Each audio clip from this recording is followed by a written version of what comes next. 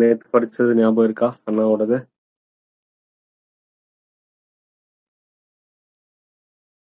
Justice பார்ட்டில எப்ப சேர்ந்தாரு? 1934. Okay. அதுக்கப்புறம் என்ன பார்த்தோம்? 35ல என்ன வருது?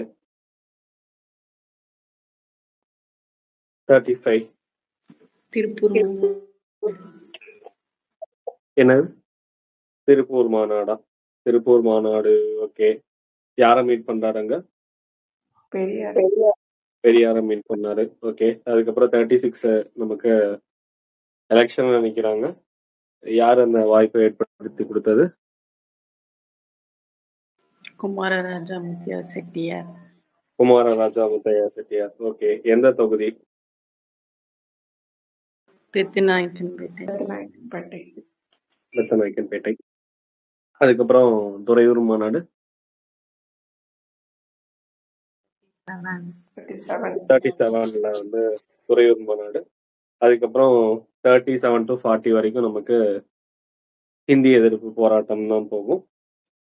பெரியாருடைய பயணம் 41, அந்த ஹரித்வார் அதெல்லாம் நமக்கு தெரியும். நம்ம திராவிட நாடு பத்திரிகை அதெல்லாம் விட முக்கியமான திராவிட நாடு பத்திரிகை தான்.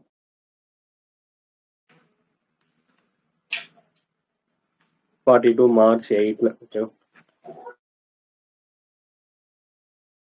சொர்க்கவாசல் அப்படிங்கிற நாடகமும் இவரோட தான். அரசியலுக்காக இவர் நிறைய அந்த எழுதுறதுனால இவர் என்னன்னு சொன்னாங்க? அரசியல் சார்ந்து எழுதுறதுனால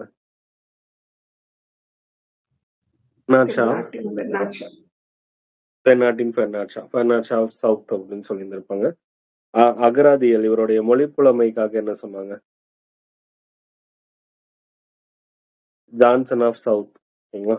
அதுவே வந்து இவருடைய நாடகங்கள்னால எழுதுறது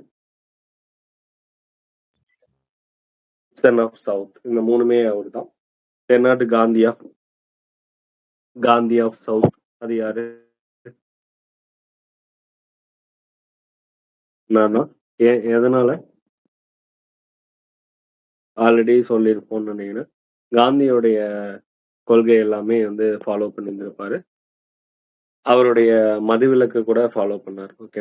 அதனால இவர் தான் வந்து நமக்கு தென்னாட்டுடைய காந்தி. வேற என்ன பார்த்தோம்? அறிஞர் பட்டம் யாரு கொடுத்தா? பாரதிதாசன் கொடுத்தாங்க. அதை பத்தி பதிவு பண்ணது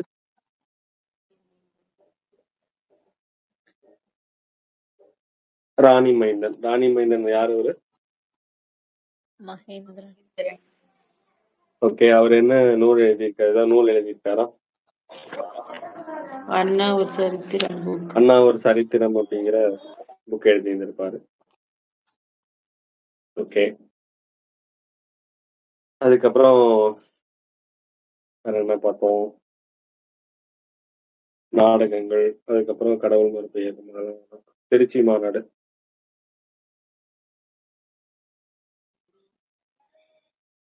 மாநாடு ஒரு வருஷம் பார்த்தோம்ல. 1943 1943. அதுலயும் அண்ணா தான் வந்து அது எத்தனையாவது நீதி கட்சி மாநாடு? 14. 14வது நீதி கட்சி மாநாடு 1943 ஏப்ரல் 25. ஓகே. அதுக்கப்புறம் சேலம் மாநாடு எப்ப நடந்துச்சு? ஆகஸ்ட் 27. ஓகே. 1944 ஆகஸ்ட் 27ல நடந்துச்சு. இது பார்த்தோம். சேலம் மாநாடு. அதுக்கு பெரியாருக்கு எதிராக 14 குற்றச்சாட்டுகளை வச்சவர் யாரு? கியாபே விஸ்வநாதம். ஓகே. நீதி கட்சியோடைய மூளை யாரு சொன்னா? மூளை அண்ணா வரதராஜன் சொன்னார். ஓகே. அண்ணாவை அரசியல் கொண்டு வந்தது வரதராஜன். அது வந்து அவருடைய பேராசிரியர். இது வந்து வரதராஜலு.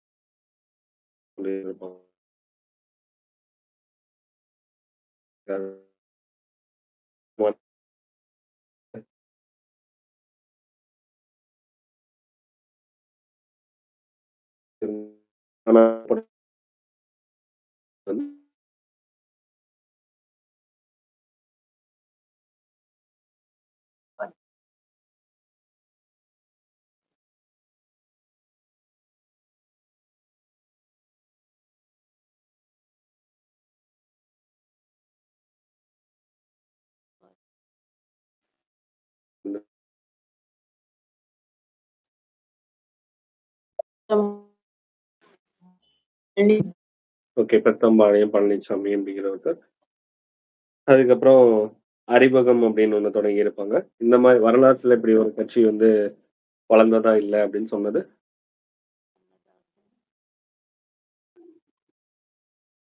கண்ணதாசன். ஓகே. ஆரிய மாயை எப்ப எழுதுனாங்க? எப்ப தடை விதிச்சாங்க? 1943, 1943, 1950. 1950ல தடை விதிச்சாங்க. திராவிட நாடு பிரிவினை கோட்பாடு எப்ப கைவிட்டாங்க?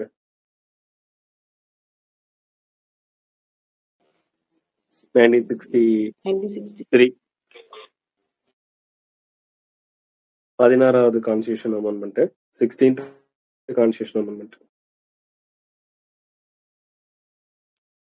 ஹிந்தி ஆட்சி மொழி அப்படின்னு எப்ப அறிவிச்சாங்க?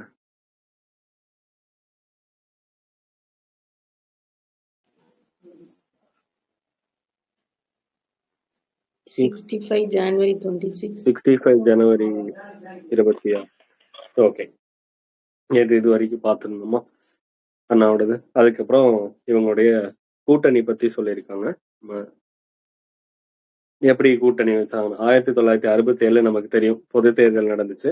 இப்ப காங்கிரஸ் தேசிய அளவுல ஒரு கட்சி இருக்கு. ஆனா இங்க திராவிட முன்னேற்ற கழகம் அப்படிங்கிறது ஒரு மாநில லெவல்ல தான் இருக்கு. ஓகேவா? இப்ப இது ரெண்டுத்துக்கும் தான் நமக்கு தேசிய அளவுல கட்சி, மாநில அளவுல கட்சி அப்படின்லாம் சொல்றாங்கல்ல. அதுக்கான சின்னங்கள் ஒதுக்குவாங்களா? அந்த சின்னங்கள் சட்டம் இப்ப 1968. 1968. மாநில அளவுல கட்சி அந்தஸ்து வாங்கணும் அப்படின்னா என்னெல்லாம் கிரைட்டீரியா இருக்கு?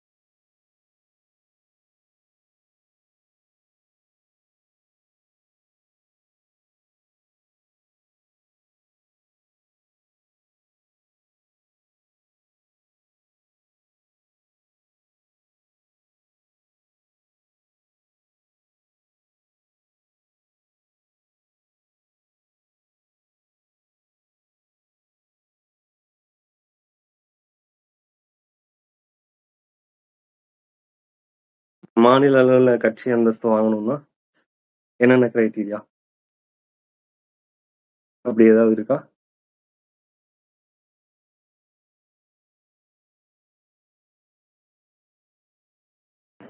அப்படிலாம் படிச்சது இல்லையா?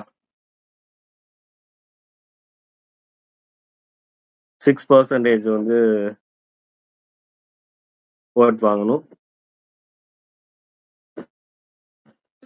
ஓகே, அதுக்கப்புறம்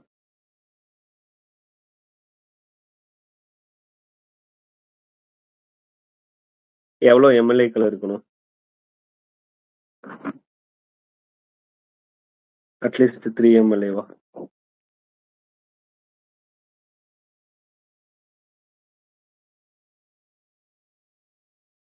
2வா 3யா?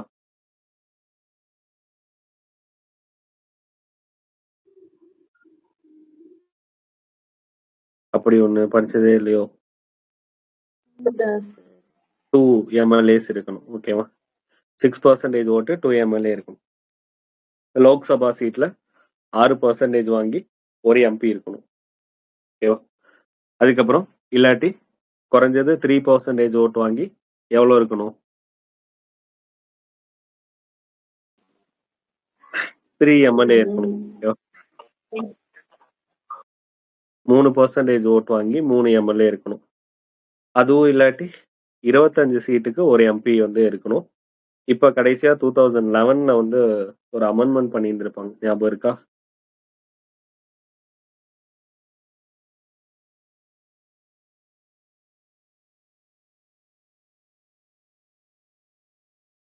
டூ தௌசண்ட் லெவன்ல ஒன்று ஆட் பண்ணாங்க. 8% வந்து ஓட் வாங்கியிருக்கணும். புரியுதா?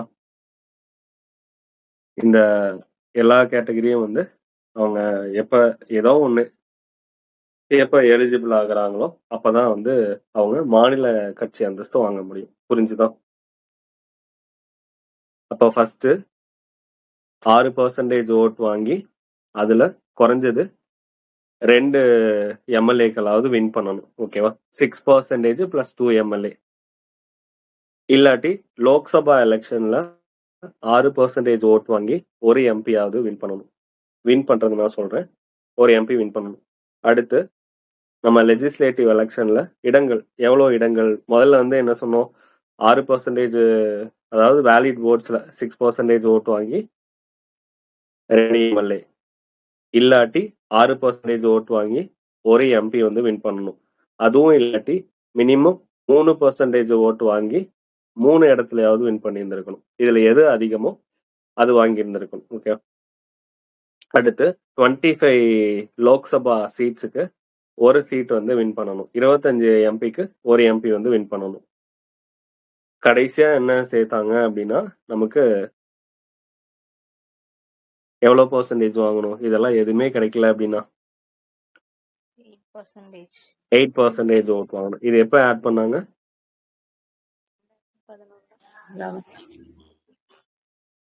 2011ல ஆட் பண்ணாங்க. அப்ப இவங்களுக்கு ஒரு ரிசர்வ்டு சிம்பிள் வந்து கிடைக்கும். மாநில அங்கீகாரம் பெற்ற கட்சி அப்படின்னு சொல்லிட்டு இவங்களுக்கு பெர்மனண்டா வந்து, அதாவது எப்ப வரைக்கும் இவங்களுடைய அந்தஸ்து இதை மெயின்டைன் பண்ணிக்கிட்டே இருக்காங்களோ அப்போ வரைக்கும் அவங்களுக்கு ரிசர்வ்டு சிம்பிள் இருக்கும். அது இல்லை அப்படின்னா சிம்பிள் வந்து நம்ம ஒவ்வொரு எலெக்ஷனுக்கும் ஒவ்வொன்றும் யூஸ் பண்ற மாதிரி இருக்கும். அப்ப அதுதான் நமக்கு மாநில அந்தஸ்து பெற்ற கட்சி, ஸ்டேட் ரெகக்னைஸ்டு பார்ட்டிஸ். இப்ப காங்கிரஸ் வந்து அப்போதைக்கு தேசிய அளவுல அந்தஸ்து பெற்ற கட்சியா இருந்துச்சு. முறையா இவங்க வந்து அது தேசிய அளவுல அந்தஸ்து பெற்ற கட்சிய ஒரு மாநில அந்தஸ்து பெற்ற கட்சி வந்து வின் பண்றாங்க. ஓகே. அப்ப கிராண்ட் அலையன்ஸ், அப்போ கூட்டணி வைக்கிறாங்க முறையா. அதுக்கு பேர் என்ன சொல்றாங்க? கிராண்ட் அலையன்ஸ், இல்லாட்டி யுனைடெட் ஃப்ரண்ட், இந்த மாதிரி எல்லாம் சொல்றாங்க. யார் யாரெல்லாம் இருக்காங்க இந்த கூட்டணியில? நம்ம ராஜாஜியோட என்ன கட்சி இருக்கு அதுல? சுதந்திரா பார்ட்டி. ஓகே, சுதந்திர கட்சி அப்படின்னு சொல்லுவாங்க. ஏன்னா ராஜாஜி காமராஜரை வின் பண்ணணும் அப்படின்னு சொல்லிட்டு அவர் என்ன பண்ணி இருந்திருப்பாரு? சுதந்திர கட்சி அப்படிங்கிறது ஒண்ணு தொடங்கி இருந்திருப்பாரு. அடுத்து நம்ம மார்க்சிஸ்ட் கம்யூனிஸ்ட் எப்பங்க தொடங்குனாங்க? மார்க்சிஸ்ட் கம்யூனிஸ்ட் 25 64 இல்லையா? 25 வந்து வெறும் கம்யூனிஸ்ட் தானே. கம்யூனிஸ்ட் பார்ட்டி ஆஃப் இந்தியா தான் வந்து நமக்கு 25. அதே மார்க்சிஸ்ட் கம்யூனிஸ்ட் வந்து 1964. அடுத்து பிரஜா சோஷலிஸ்ட் பார்ட்டி, சம்யுக்தா பார்ட்டி, இந்த மாதிரி நிறைய இருக்கு. தமிழ்நாடு உழைப்பாளர் கட்சி, முஸ்லீம் லீக் எல்லாருமே இருக்கு. தமிழரசு சிவஞான கிராமணி அவருடைய தமிழரசு கட்சி, நாம் தமிழர், இவங்க எல்லாருமே எந்த சின்னம் அப்போதைக்கு ரைசிங் சன் அப்படின்னு சொன்னாங்க, உதய சூரியன் சின்னத்துலதான் போட்டிடுறாங்க. கம்யூனிஸ்ட் பார்ட்டி ஆஃப் இந்தியா வந்து தனியா தான் நின்னாங்கன்னு சொல்றாங்க. ஏன் ராஜாஜி இவங்களோட சேர்ந்தாரு? காமராஜரை வின் பண்ணணும் அப்படின்னு சொல்லிட்டு தான் இவங்களோட சேர்ந்தாங்க. அப்ப காமராஜரை வின் பண்ணும், இப்ப டிஎம்கேவை ஆட்சியில அமர வச்சுட்டு தான் அடுத்த வேலை பார்க்கணும் அப்படின்னு சொல்லிட்டு ராஜாஜி இருந்தாராம். அப்ப பெரியார் யாருக்கு சப்போர்ட் பண்றாங்க?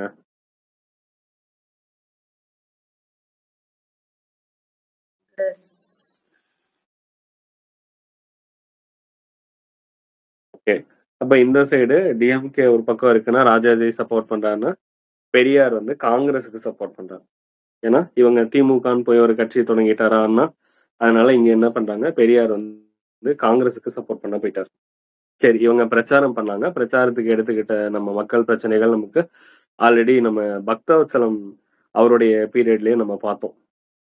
ஹிந்தி பிரச்சனை வந்துச்சு, அதுக்கப்புறம் போர் நடந்ததுனால உணவு பஞ்சம் இருந்துச்சு, விலைவாசி உயர்வு, வேலை இல்லாத பிரச்சனை. அதுக்கப்புறம் நம்ம காமராஜர் அவருடைய பீரியட்ல தமிழ்நாடு பெயர் மாற்றம் வந்து கான்ஸ்டியூஷன்லயே மாத்தணும், இங்கிலீஷ்ல எழுதினாலும் அதே மாதிரி தமிழ்நாடு அப்படிங்கிறதே வரணும்.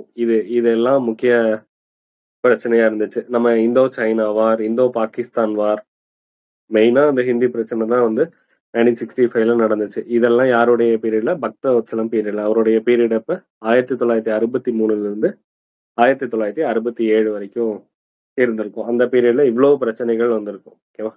அது போக அந்த தனுஷ்கோடியா அந்த பகுதியில கடல் சீற்றம் நடந்தது. இது எல்லாமே இவ்வளோ பிரச்சனைகள்.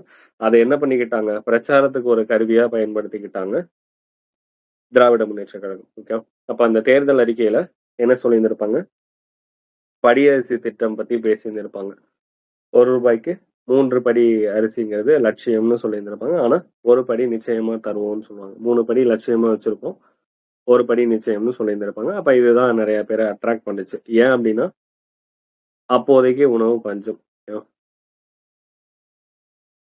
வேற வழி இல்ல, நம்ம வாங்கிதான் ஆகணும் அப்படிங்கிற கண்டிஷன். இப்ப ஓட் போடுறாங்க. இது படிச்சிருப்போம்ல, நம்ம எக்கனாமிக்ஸ் எல்லாம் படிச்சிருந்திருப்போம். இந்த சோளம் இதெல்லாம் வாங்கிட்டு வந்தது அமெரிக்காட்ட இருந்து. ஆல்ரெடி கேட்டிருப்பேன், இது ஒரு ப்ராஜெக்ட் பே நேம் சொல்லுவாங்கல்ல, PL480. PL480 இந்த மாதிரி தான் நம்ம ஒவ்வொரு பொருட்கள் வந்து வெளியில இருந்து நம்ம இம்போர்ட் பண்ண வேண்டிய சூழல்ல இருந்திருப்போம். அப்ப நிறைய பேர் அட்ராக்ட் பண்ணது அந்த படியரிசி திட்டம் தான். எப்ப தொடங்குனாங்க அது படியரிசி திட்டம்?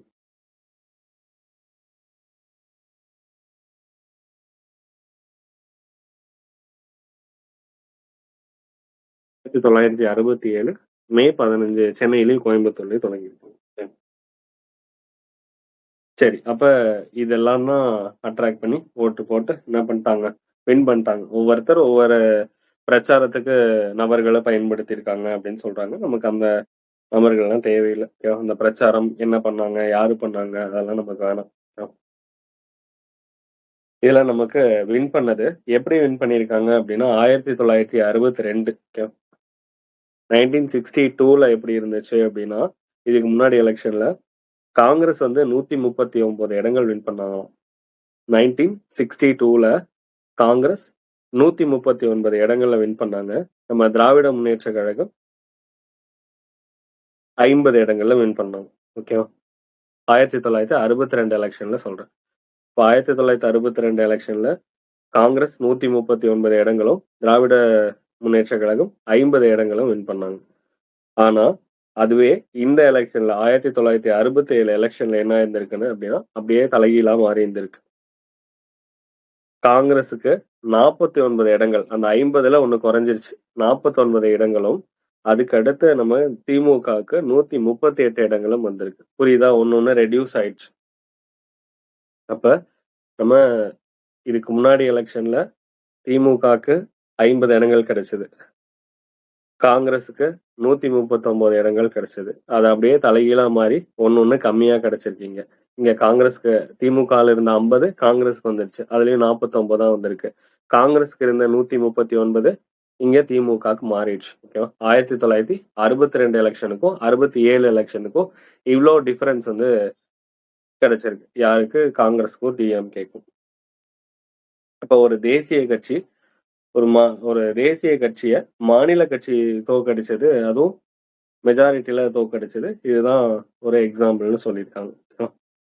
இது இந்தியாவிலே வேற எந்த கட்சிக்குமே கிடைக்காத ஒரு வரலாற்று வெற்றி அப்படின்னு சாதனை அப்படின்னு சொன்னது யாரு?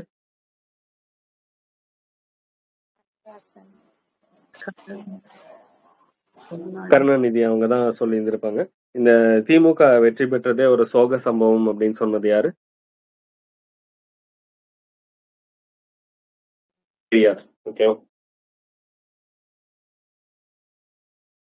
இப்ப திமுக வெற்றி பெற்றதே ஒரு சோக சம்பவம்னு சொன்னது பெரியார். இது இந்தியால வேற எந்த கட்சிக்குமே கிடைக்காத ஒரு வரலாற்று சாதனை அப்படின்னு சொன்னது கருணாநிதி. அப்ப இதுல காங்கிரஸ் தோல்விக்கு என்ன காரணம் அப்படின்னா, காங்கிரஸோடைய கட்சியே தான் காரணம்னு சொல்றாங்க. ஏன்னா அந்த அளவு பெருசா அவங்க பிரச்சாரம் பண்ணல. அவங்க கொண்டு வந்த ஹிந்தி பிரச்சனை, மொழி பிரச்சனை இது எல்லாம் தான் பெரிய ஒரு காரணம். நேரு சொன்னத அவங்க நிறைவேற்றாம விட்டதுதான் மிகப்பெரிய அந்த தோல்விக்கான காரணம்னு சொல்லியிருக்காங்க. ஓகே. சரி, இவங்க ஆட்சி பொறுப்பு எடுத்துக்கிட்டாங்க.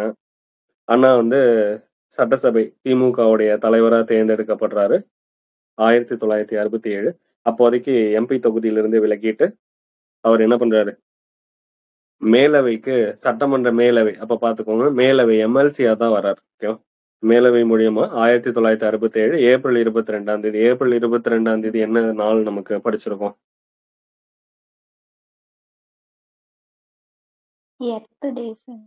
Earth day. ஓகே. அதுவே May 22 biodiversity day. Biodiversity day. Biodiversity act 2002. 2002. Okay. அதுக்கான விதிகள் 2017. சரி, அப்ப இவங்க எம்எல்சி மூலியமா தான் வந்தாரு. இதுவும் நிறைய டைம் கேட்ட கேள்விதான், பேசிக்கான கொஸ்டினும். அப்ப அதுல நம்ம நெடுஞ்செழியன், கருணாநிதி இவங்க எல்லாருமே இருக்காங்க. அமைச்சர்களுடைய லிஸ்ட் கொடுத்துட்டாங்க. இது இந்த மாதிரி அமைச்சர்களுடைய பதவி பிரமாணம், நியமனம் இதுக்கான ஆர்டிக்கல் என்னது நமக்கு?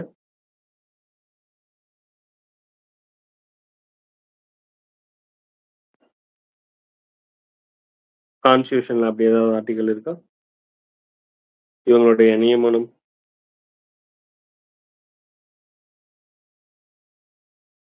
163 163 வந்து எய்ட் அண்ட் அட்வைஸ் கிடையாதா? சரி, பிரைம் மினிஸ்டருடைய அப்பாயின்மெண்ட். ஓகே, 164. பிரைம் மினிஸ்டருடைய அப்பாயின்மெண்ட், அமைச்சர்களுடைய கேபினெட் அவங்க அப்பாயின்மெண்ட் 75. 75ல இருந்து அப்படியே ரெண்டுலயும் ஒன்னு ரெடியூஸ் பண்ணுங்க.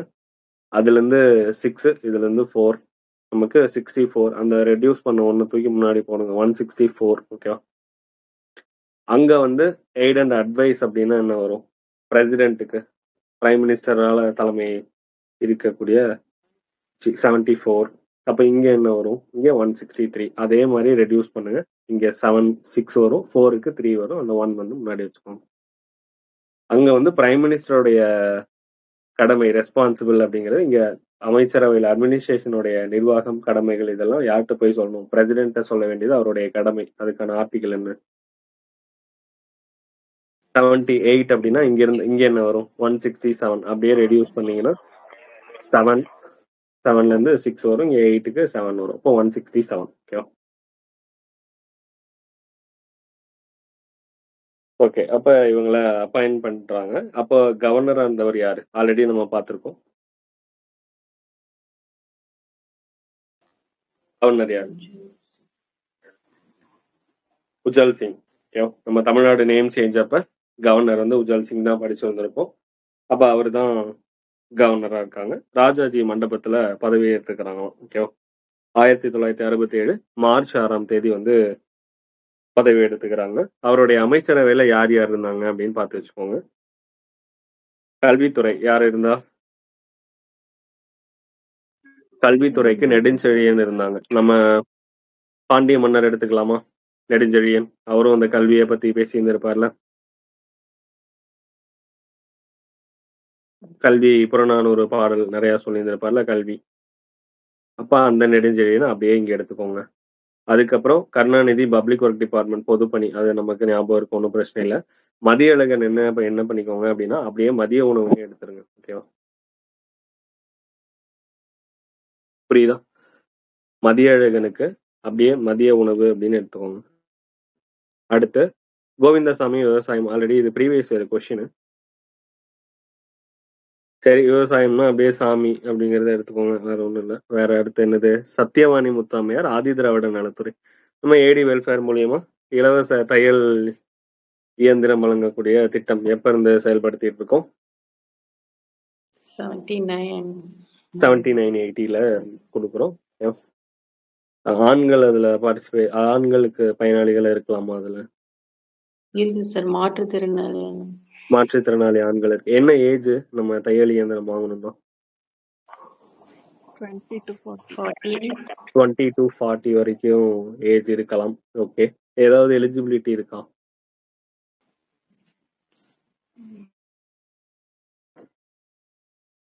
எலிஜிபிலிட்டி ஏதாவது சொல்லியிருக்காங்களா? இன்னும் கிடையாதா? யாருக்குனாலும் கொடுப்பாங்களா? எப்படி? இப்படி எல்லாம் இருக்காது. widows. சரி, ஓகே.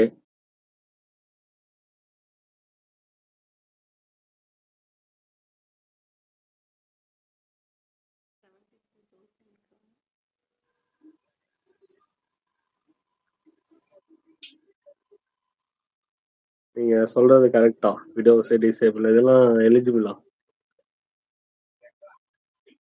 நார்மலா சொல்லி பாருங்க, இதெல்லாம் எலிஜிபிளான்னு. எலிஜிபிள் கேட்டகரிக்குள்ளே வரும் இதெல்லாம்.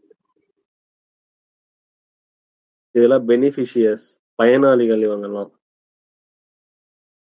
எலிஜிபிள் வேற, பயனாளிகள்ங்கிறது வேற. Tailoring practices. டெய்லரிங் கம்ப்ளீட் பண்ணியிருந்திருக்கணும் கம்பல்சரி. என்ன எவ்வளவு கோர்ஸ்? 3 months-ஆ? 3 to 3 அல்லது 6 month கம்பல்சரி வந்து கம்ப்ளீட் பண்ணா மட்டும்தான் கொடுப்பாங்க. என்ன டிபார்ட்மெண்ட்? சமூக நலன் மற்றும் மகளிர் உரிமை துறை. ஏடி வெல்ஃபேரும் வருவாங்க, ஆதி திராவிட நலத்துறையும் வருவாங்க. ஓகே, இன்கம் என்ன சொன்னீங்க? 72க்கு மேல வரக்கூடாது. 72,000. 72 சொல்றாங்க. அப்படியா?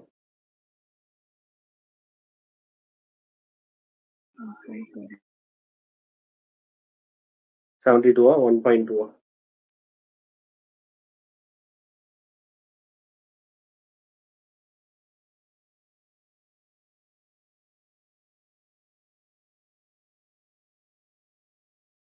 கன்ஃபார்மா 1.2?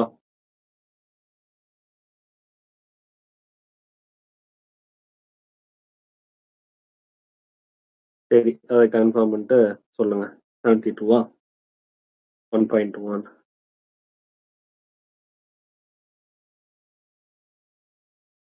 எவ்வளவு ஒன் ஸ்டாப் சென்டர்ஸ் இருக்கு தமிழ்நாட்டுல?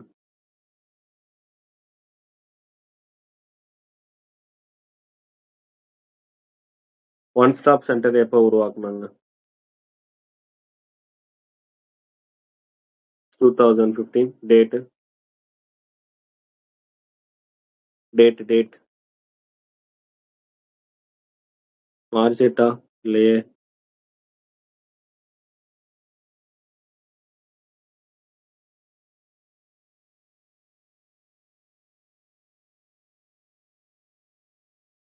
ஜூலை 1 கிடையாது.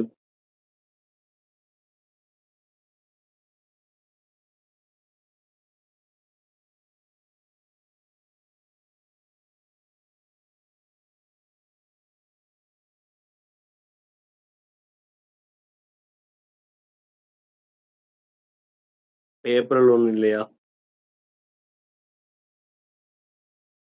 ஏப்ரல் 1, 2015.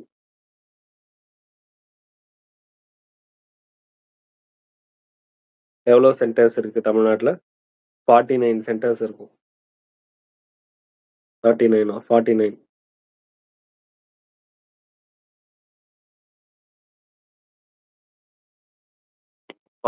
இருக்கும். ஞாபகம் வச்சுக்கோங்க.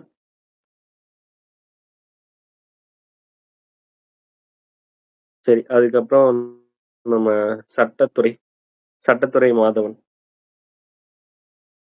அப்படி அந்த மாதவன் கேரக்டர் எடுத்துக்கோங்க. அட்வொகேட்டா பார்த்துருந்துருக்கும் மூவிஸ்ல. அப்படியே எடுத்துக்கோங்க. அதே வேற வழி இல்ல. எஸ்ஜே சாதிக் பாட்ஷா, அதுவும் மூவியே எடுங்க. பீப்புள் வெல்ஃபேர் எடுத்துக்கோங்க, மக்கள் நல்வாழ்வுத்துறைக்கு. முத்துச்சாமி,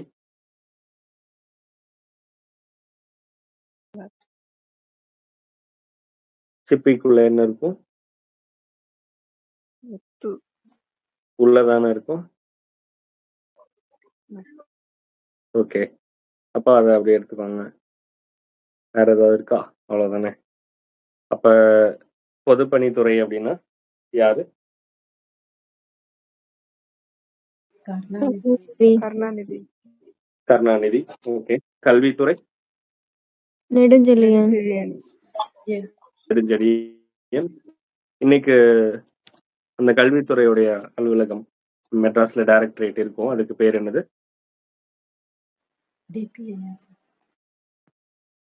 அன்பழகன். ஓகே. நேத்து ஒரு கோட்ஸ் படிச்சோம், ஞாபகம் இருக்கா? பெரியாருடைய சிந்தனைகள் எல்லாமே வைரம் மாதிரி வலிமையானது. ஆனா அந்த வைரத்துடைய வெளிச்சமா அண்ணா யார்கிட்ட பார்க்கலாம்? அண்ணாவுடைய இதயத்துல பார்க்கலாம் அப்படின்னு சொன்னது அன்பழகன் சொல்லியிருந்திருப்பாங்க. இதயம் அன்பு அப்படின்னு ஞாபகம் வச்சிருந்தோம். சரி, விவசாயத்துறை யாரு? கோவிந்தசாமி கோவிந்தசாமி. ஓகே. நம்ம உள்ளாட்சி முத்துசாமி ஓகே, முத்துசாமி. மக்கள் நல்வாழ்வுத்துறை சாதிக் பாட்ஷா. மக்கள் நல்வாழ்வுத்துறை என்னென்ன இருக்கு? மருத்துவம் மற்றும் மக்கள் நல்வாழ்வுத்துறைன்னு இருக்கு. விவசாயத்துறை வேளாண் மற்றும் என்னென்ன இருக்கு? உழவர்கள் நலத்துறைன்னு இருக்கா? Farmer welfare. Agriculture and farmer welfare சேர்த்து இருக்கும் ரெண்டு பேரும்.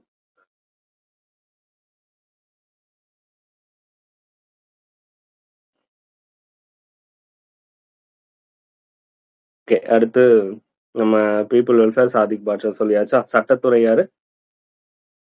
மாதவன். மாதவன். ஓகே. கல்வி நெடுஞ்செழியன். நெடுஞ்செழியன். ஓகே. வேற எதாவது விட்டாச்சா? ஆதி திராவிட நலம் சத்தியவாணி. அவ்வளவுதான். நம்ம நிதித்துறை, உள்துறை, இது எல்லாமே ஃபினான்ஸ் அண்ட் ஹோம் மினிஸ்ட்ரி எல்லாம் இவங்க கிட்டதான், அண்ணாட்ட தான் இருந்துச்சு. ஓகே. அப்ப 1967 அந்த சட்டப்பேரவையுடைய ஸ்பீக்கரை வந்து தேர்ந்தெடுக்கிறாங்க. யார் அவர்? சீபா ஆதித்தனார். என்ன கட்சி வச்சிருந்தாருன்னு பார்த்தோம்? நாம் தமிழர் கட்சி வந்து வச்சிருந்தாங்க சீபா ஆதித்தனார். இப்ப இருக்கிறது 2010ல உருவானது. இது வந்து சீபா ஆதித்தனருடைய நாம் தமிழர். அது வந்து புதுப்பிச்சதுதான் இப்ப 2010. ஓகே. அவருடைய சாதனைகள் பத்தி சொல்லியிருக்காங்க. மக்களால் தேர்ந்தெடுக்கப்பட்ட நாம எப்படி நடந்துக்கணும்னு சொல்லியிருக்காரு. பிழைக்கு அஞ்சி நடந்துக்கணும் அப்படின்னு சொல்றாரு. மெரினா கூட்டத்துல வெற்றி விழா நடக்குது. அந்த மெரினால வெற்றி விழால பிழைக்கு நம்ம மக்கள் தேர்ந்தெடுக்கப்பட்டிருக்கோம். அப்ப எப்படி நடந்துக்கணும்? மக்களுக்கு பிழை, அந்த செய்யற தப்புக்கு அஞ்சி நடந்துக்கணும். மக்களை டைரக்டா போய் மீட் பண்ணணும். இந்த கான்செப்டே வச்சு ஒரு திட்டத்தை தொடங்கி இருக்காங்க. மக்களுடைய குறைகளை நேரடியா போய் கேட்டு அந்த குறைகளை நிறைவேற்றி வைக்கணும் அப்படின்னு சொல்லிட்டு ரீசெண்டா கூட ஒரு ஸ்கீம் தொடங்கியிருக்காங்க. என்ன ஸ்கீம்?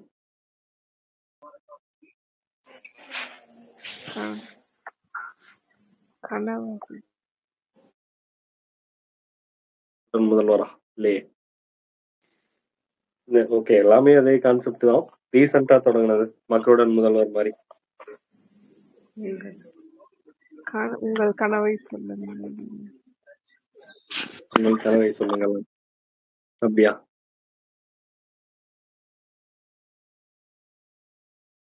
கேம்ப் எல்லாம் போட்டாங்க. உங்களுடன் ஸ்டாலின் எல்லாமே அவருடைய கொள்கை தான். நான் ரீசெண்டா தொடங்கினதுல உங்களுடன் ஸ்டாலின் வந்து மக்களுடைய குறைகளை கேட்டு உங்க கனவை சொல்லுங்கன்னா நீங்க உங்க கனவை சொல்றீங்க, என்ன வேணும் அப்படிங்கறத எக்ஸ்பெக்ட் பண்றது அது வேற, குறைகள் சொல்றது வேற. ஓகே, அப்ப பிழைக்கு அஞ்சி நடந்துக்கணும் அப்படின்னு சொல்லி இருப்பாங்க. சரி, அதுக்கப்புறம் யார் யாரெல்லாம் வந்து அவங்களுக்கு ஹெல்ப் பண்ணாங்களோ எல்லாத்தையும் போய் மீட் பண்ணிட்டு இருப்பார். ராஜாஜி மீட் பண்ணாரு. ஏன்னா அவருதான் வெற்றிக்கான வியூகம் அமைச்சு கொடுத்தது ராஜாஜி தான், தேர்தல் வெற்றிக்கு. அதுக்கப்புறம் பக்தவத்சலத்தை மீட் பண்றாங்க. மாணிக்கவேல் சட்ட மேலவையுடைய தலைவரா. ஆளுநர் உஜ்ஜால் சிங் இவரை மீட் பண்றாரு. அதுக்கப்புறம் பெரியார மீட் பண்ணாராம். பெரியார மீட் பண்ணப்ப அவர் என்ன சொன்னாராம்? என்னை கூச்சமடைய வைத்து விட்டீர்கள் அப்படின்னு சொல்றாங்க. ஏன்னா 18 வருஷத்துக்கு அப்புறம் நடந்த ஒரு சந்திப்பம். அப்ப இத சொன்னது யாரு? அவர் அப்படி சொன்னாரு அப்படின்னு சொன்னது நம்ம கருணாநிதி வந்து அவங்க சொல்றாங்க. ஓகேவா? திருச்சி இல்லையா? இப்ப அவங்கதான் சொல்றாங்க. ஓகேவா? இப்ப இவர் மாதிரி ஒரு அரசியல் பண்பாட்டுக்கு முன்னுதாரணமா இருந்தாரு. ஏன்னா யாரு எந்த பாகுபாடும் இல்லாம எல்லாத்தையும் போய் காமனா மீட் பண்ணிட்டு வந்திருக்காரு. சரி, இவருடைய கொள்கை நம்ம திராவிட மாவோ யாருங்க? அண்ணாதான். ஓகேவா? தமிழ்நாட்டுடைய வால்டர் ரூசோ அண்ணா அதுவும் அண்ணா தானே? அண்ணாவா? சின்ன மருது இல்லையா? இதுல கேட்கறனால அண்ணா அப்படி சொல்லிடணுமோ? அடுத்து திராவிட லெனின்.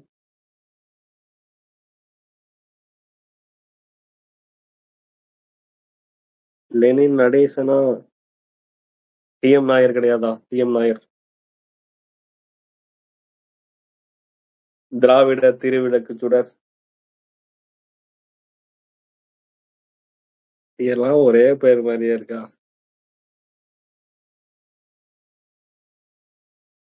அதுவும் அண்ணாதான்.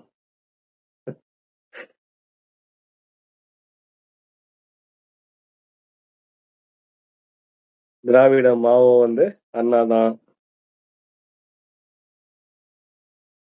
தமிழ்நாட்டுடைய வால்டர் ரூசோ சின்ன மருது. திராவிட லெனின் வந்து டிஎம் நாயர். திராவிட திருவிளக்கு சுடர் அண்ணாதான். நீங்க என்னை வந்து புகழக்கூடாது, அரசியல்வாதியை விட ஆசிரியரும் விஞ்ஞானியும் தான் முக்கியமானவங்க அப்படின்னு சொன்னது யாரு? அண்ணா அதுவும் அண்ணாதான். ஓகேவா?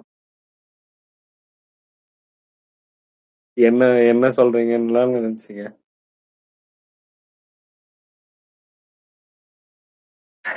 அதுவும் அண்ணாதாங்க. ஓகே, இடையில மாத்தி கேக்குறேன், எப்படி சொல்றீங்கன்னு பாக்குறேன். அதுவும் அண்ணாதானேன்னு அப்ப சொன்ன மாதிரி.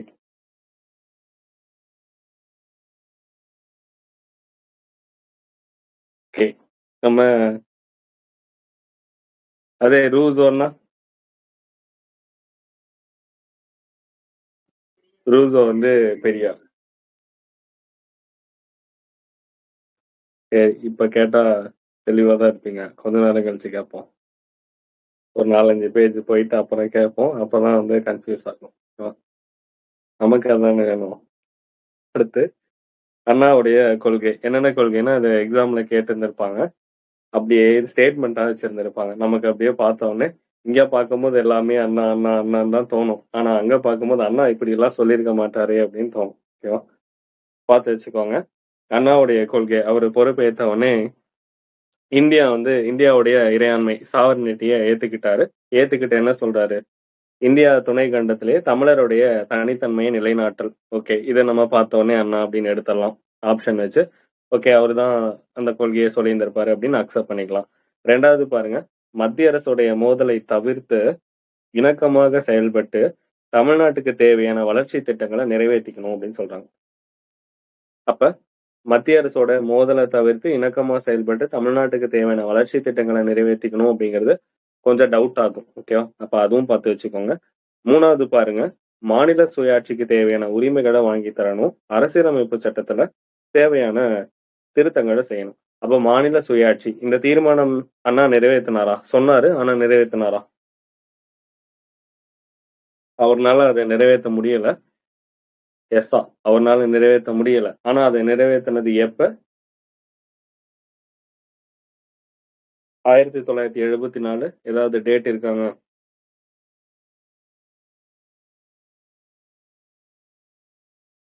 ஏப்ரல் 16. ஏப்ரல் 16, 1974 ஏப்ரல் 16 நம்ம தேசிய கொடி ஏத்துறது இந்த மாதிரி மாநில சுயாட்சி தீர்மானத்தை கலைஞர் வந்து நிறைவேற்றி இருந்திருப்பாரு. அதோடைய 50 இயர்ஸ் கூட 2024ல செலிப்ரேட் பண்ணாங்க மாநில சுயாட்சி.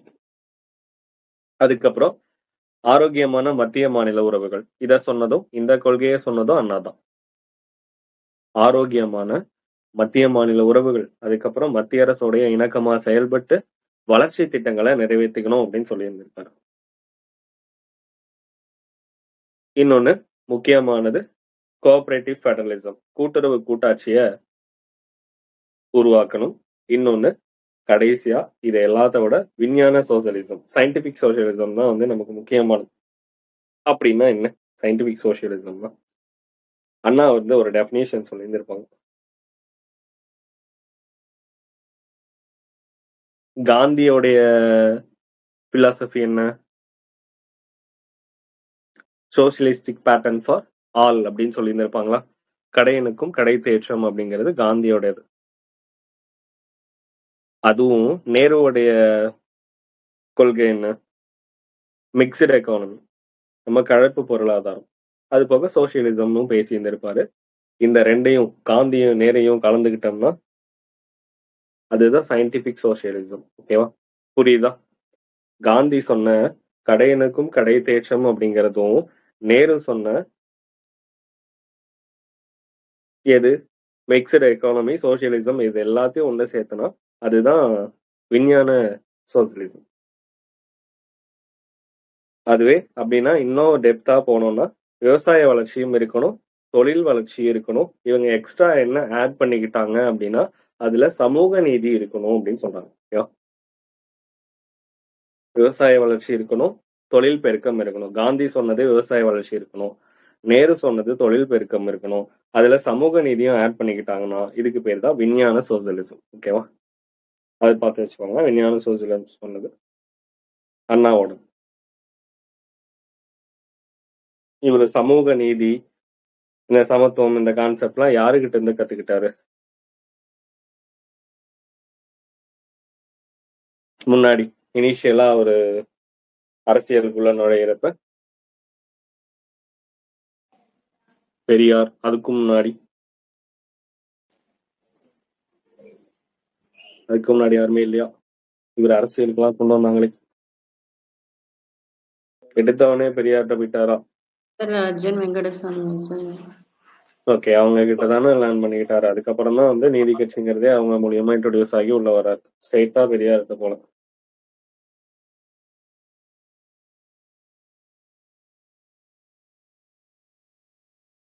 ஓகே, அடுத்து வந்து நம்ம அண்ணாவுடைய கொள்கை. இது ப்ரீவியஸ் இயர் கொஸ்டின், பார்த்து வச்சுக்கோங்க. 1974 ஏப்ரல் 16 வந்து மாநில சுயாட்சி தீர்மானம் கொண்டு வந்தாங்க.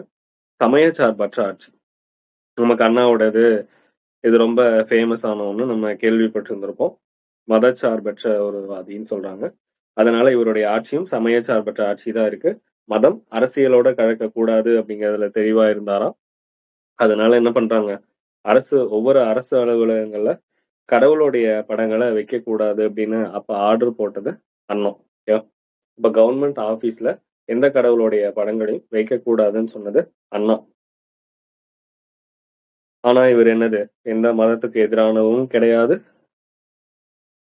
கடவுள் மறுப்பும் கிடையாது. அப்ப பகுத்தறிவுவாதியா இருந்திருக்காரு. பெரியாருடைய கொள்கைகள் எல்லாத்தையும் ஃபாலோ பண்ணாரு. சமய சார்பற்றவர், செக்யூலரிசம் ஃபாலோ பண்ணியிருந்திருப்பாங்க. செக்யூலரிசம் அப்படிங்கிறது கான்ஸ்டியூஷன்ல இருந்துச்சா?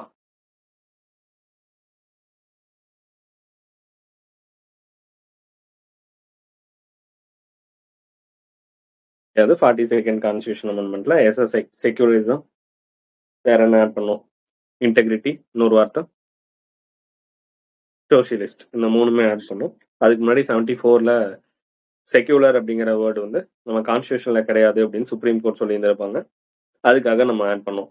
அதே மாதிரி நம்மளுடைய திருநங்கை, திருநம்பி, இடைப்பாலினத்தவர், ஓகேவா, இல்லாட்டி பால் புதுமையினர் அப்படிலாம் சொல்லுவாங்கல்ல, அவங்களுக்கும் அரசியலமைப்பு இல்ல, அதை கேட்க வரல. எல்லாருமே 2008ன்னு சொல்லிடுவீங்கன்னு எனக்கு தெரியும். அவங்களுக்கும் வந்து அரசியலமைப்புல அடிப்படை உரிமைகள் எல்லாமே கிடைக்கும் அப்படின்னு எப்ப சொன்னாங்க அப்படிங்கறது கண்டுபிடிச்சு சொல்லுங்க, ஓகேவா. இன்னொன்னு, நம்ம LGBTQIA அப்படின்லாம் சொல்லி சமூகங்கள் புதுசா உருவாக்கி இருந்திருப்பாங்க. நம்ம USA இருந்து ஆரிஜின் ஆயிருந்திருக்கும். அப்ப அதுக்கான சொற்களஞ்சியம், அதுக்கான எதுக்கு என்ன வார்த்தை யூஸ் பண்ணணும், இல்ல அதுவும் கேட்க வரல, என்ன வார்த்தை யூஸ் பண்ணணும் அப்படிங்கிறதுக்கான சொற்களஞ்சியம் எப்ப உருவாக்குனாங்க, எந்த மாநிலம் உருவாக்குனாங்க, எந்த வருஷம் உருவாக்குனாங்க, ஓகேவா. அது எங்கனாலும் இருக்கலாம் வேர்ல்டுல, அதையும் கண்டுபிடிச்சு சொல்லுங்க, ஓகேவா. எப்ப வந்து கான்ஸ்டியூஷன் ரைட்ஸ் வந்து அவங்களுக்கும் இருக்குன்னு சொன்னது எப்ப? இன்னொன்னு, இந்த LGBTQIA அந்த சமூகத்துக்கு சொற்களஞ்சியம் என்ன வேர்டு யூஸ் பண்ணணும் அப்படிங்கிறது சொற்களஞ்சியம் உருவாக்குனது எந்த கண்ட்ரி, எங்க, எந்த வருஷம் வந்து சொன்னாங்கன்னு சொல்லுங்க, ஓகேவா.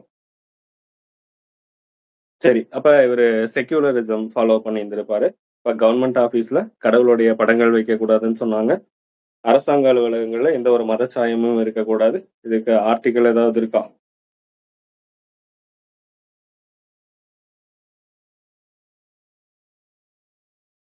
இந்த மாதிரி 28 பிரேயர். சரி, வேற?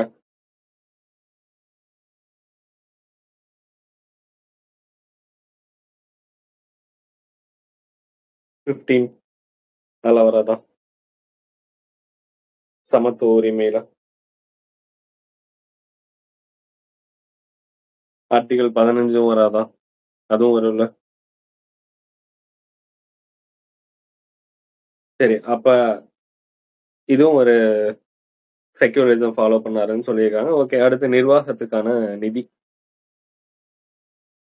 இவர் என்ன பண்ணியிருக்காரு அப்படின்னா, எப்பவுமே ஒரு கவர்மெண்ட் பதவி ஏற்கிறாங்க அப்படின்னா அந்த கவர்மெண்டோடைய அஃபீஷியல்ஸ் எல்லாத்தையும் டிரான்ஸ்ஃபர் பண்ணுவாங்க.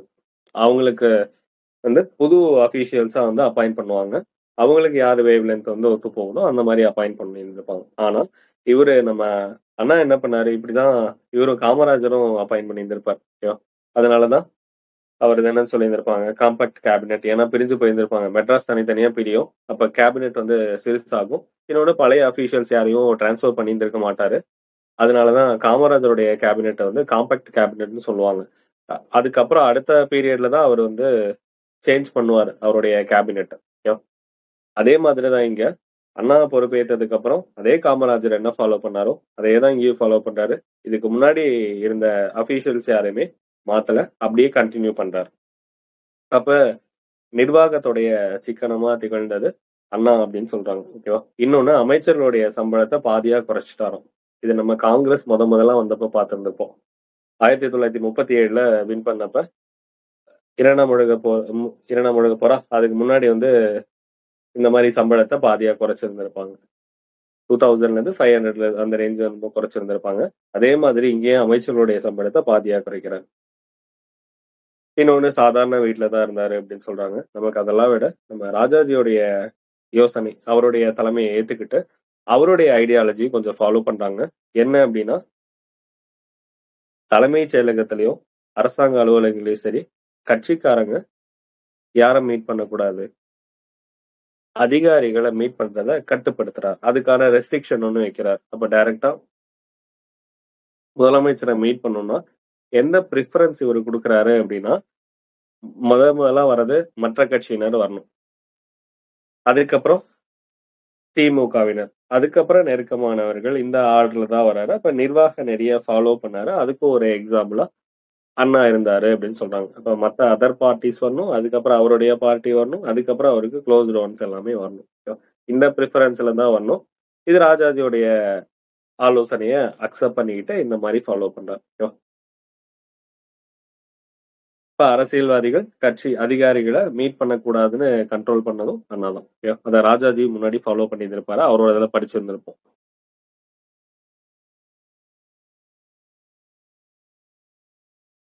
அடுத்து படியரசு திட்டம்.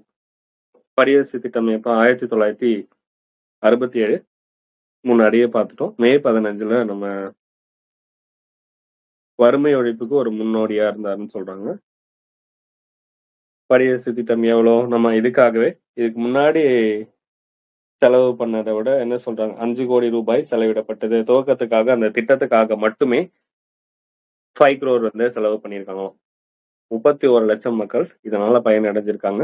கோயம்புத்தூர்லயும் சென்னையிலயும் வந்து இந்த படியரசு திட்டத்தை செயல்படுத்தியிருக்காங்க. ஓகே, அதை மட்டும் ஞாபகம் வச்சுக்கோங்க. அதுல பெருசா கண்டென்ட் ஒன்றும் இல்லை. இலவச கல்வி, வறுமை ஒழிப்புக்கு தான் அதிகமான இம்பார்ட்டன்ஸ் கொடுத்தாரு. அப்ப ஏழை எளியவர்கள் அந்த கல்விக்கு முக்கியத்துவம் கொடுத்தாரு. இலவச தொடக்க கல்வி, உயர்நிலை பள்ளி அடுத்த நிலைக்கு கொண்டு போனார். இலவச தொடக்க கல்வி, உயர்நிலை பள்ளி படிப்பை அடுத்த நிலை கொண்டு போய் மாத வருமானம் 1500க்கு கம்மியா யாரெல்லாம் இருக்காங்களோ அவங்களுக்கு ப்ரீ யூனிவர்சிட்டி கோர்சஸ் வந்து கொடுத்திருக்காங்க. ஃப்ரீயா இலவச பல்கலைக்கழக புகுமுக வகுப்பு ப்ரீ யூனிவர்சிட்டி கோர்சஸ் ஃப்ரீயா கொடுத்திருக்காங்க. இத வறுமையை மட்டும் அளவுகோலா வச்சு நிறைவேற்றப்பட்ட திட்டம். எதுல கிடையாது, நம்ம ஜாதிவாரி இடஒதுக்கீடு அப்படிங்கிற பாரம்பரிய கொள்கையிலிருந்து மாறுபட்டுச்சுன்னு சொல்றாங்க. பிலோ பாவர்ட்டி லைனுக்கு தான் வந்து இதை கொடுத்திருக்காரு. அப்ப எல்லா திட்டமும் எதை பேஸ் பண்ணியே இருக்கு, பிபிஎல் பேஸ் பண்ணியே வச்சிருக்காரு அண்ணா. அப்ப இதுக்கு கல்வி வளர்ச்சிக்காக இதுக்கு முன்னாடி கவர்மெண்ட் எவ்வளவு செலவு பண்ணாங்களோ அதை விட 7 கோடி அதிகமா செலவு பண்ணியிருக்காரு. நம்ம உணவு திட்டத்துக்காக, படியரசு திட்டத்துக்காக 5 கோடி செலவு பண்ணியிருந்தாரு. எஜுகேஷனுக்காக 7 crore வந்து செலவு பண்ணியிருக்காரு.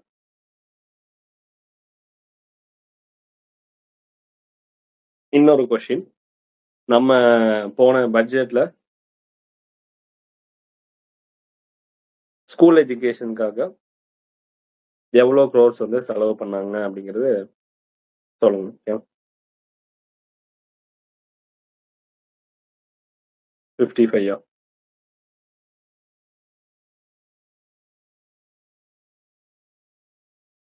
ஸ்கூல் எஜுகேஷனுக்கா?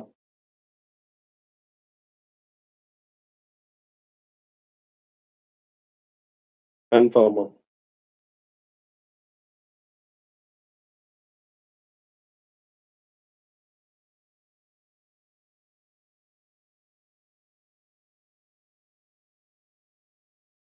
சரி, அதை கண்டுபிடிச்சு சொல்லுங்க.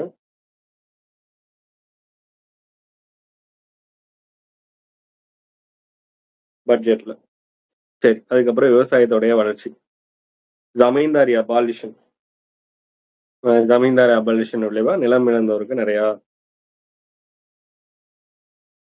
பட்டா வழங்குறதுக்கான அரசாணை. ஜமீன்தாரி ஒழிப்பு சட்டத்தோடைய விளைவா நிலம் இழந்தவருக்கு பட்டா வழங்குறதுக்கான அரசாணையை பிறப்பிச்சாரு. இதனால ஆயிரக்கணக்கான விவசாயிகள் வந்து பயனடைஞ்சாங்கன்னு சொன்னாங்க. அது போக நில உச்சவரம்பு, லேண்ட் சீலிங், நம்ம தஞ்சாவூர் டெல்டா பகுதியில உரிமைகளை பாதுகாக்கிறதுக்கான சட்டங்கள் கொண்டு வரணும் அப்படின்னு முயற்சி பண்ணாரு. அதுல லேண்ட் சீலிங்ல என்ன பண்ணியிருக்காரு, ஒருத்தர் ஒரு ஃபேமிலிக்கு 30 ஏக்கர் நிலத்துல இருந்து 15 ஏக்கரா குறைக்கிறதுக்கான நடவடிக்கைகள் எடுத்தார். ஓகேவா? ஆனா வந்து இது சட்டமா எல்லாம் நிறைவேறல, நடவடிக்கை எடுத்தாருன்னு சொல்றாங்க. இதுக்கப்புறம் எப்ப சட்டமா மாறி இருந்திருக்கும்?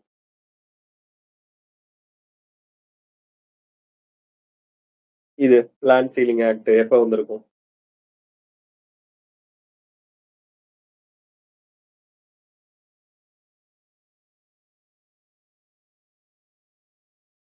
இதுக்கப்புறமா 1961 அண்ணா பீரியட் இருந்துச்சா? இதுக்கப்புறம் 71 70?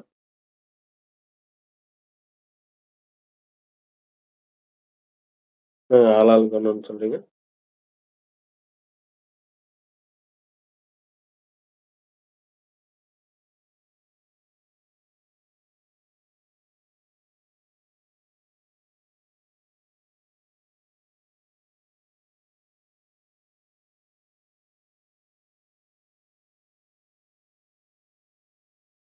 ஃபைனல் பண்ணிட்டீங்களா?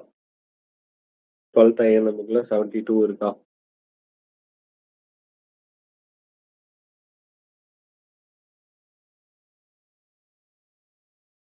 அது 70ங்க. ஓகேவா? 72 வந்து அமெண்ட்மெண்ட் 1970. 1961ல 30 ஏக்கர் சொல்லியிருந்திருப்பாங்க காமராஜரோட பீரியட்ல. ஓகேவா? 1970ல 15 ஏக்கர் சொல்லியிருந்திருப்பாங்க.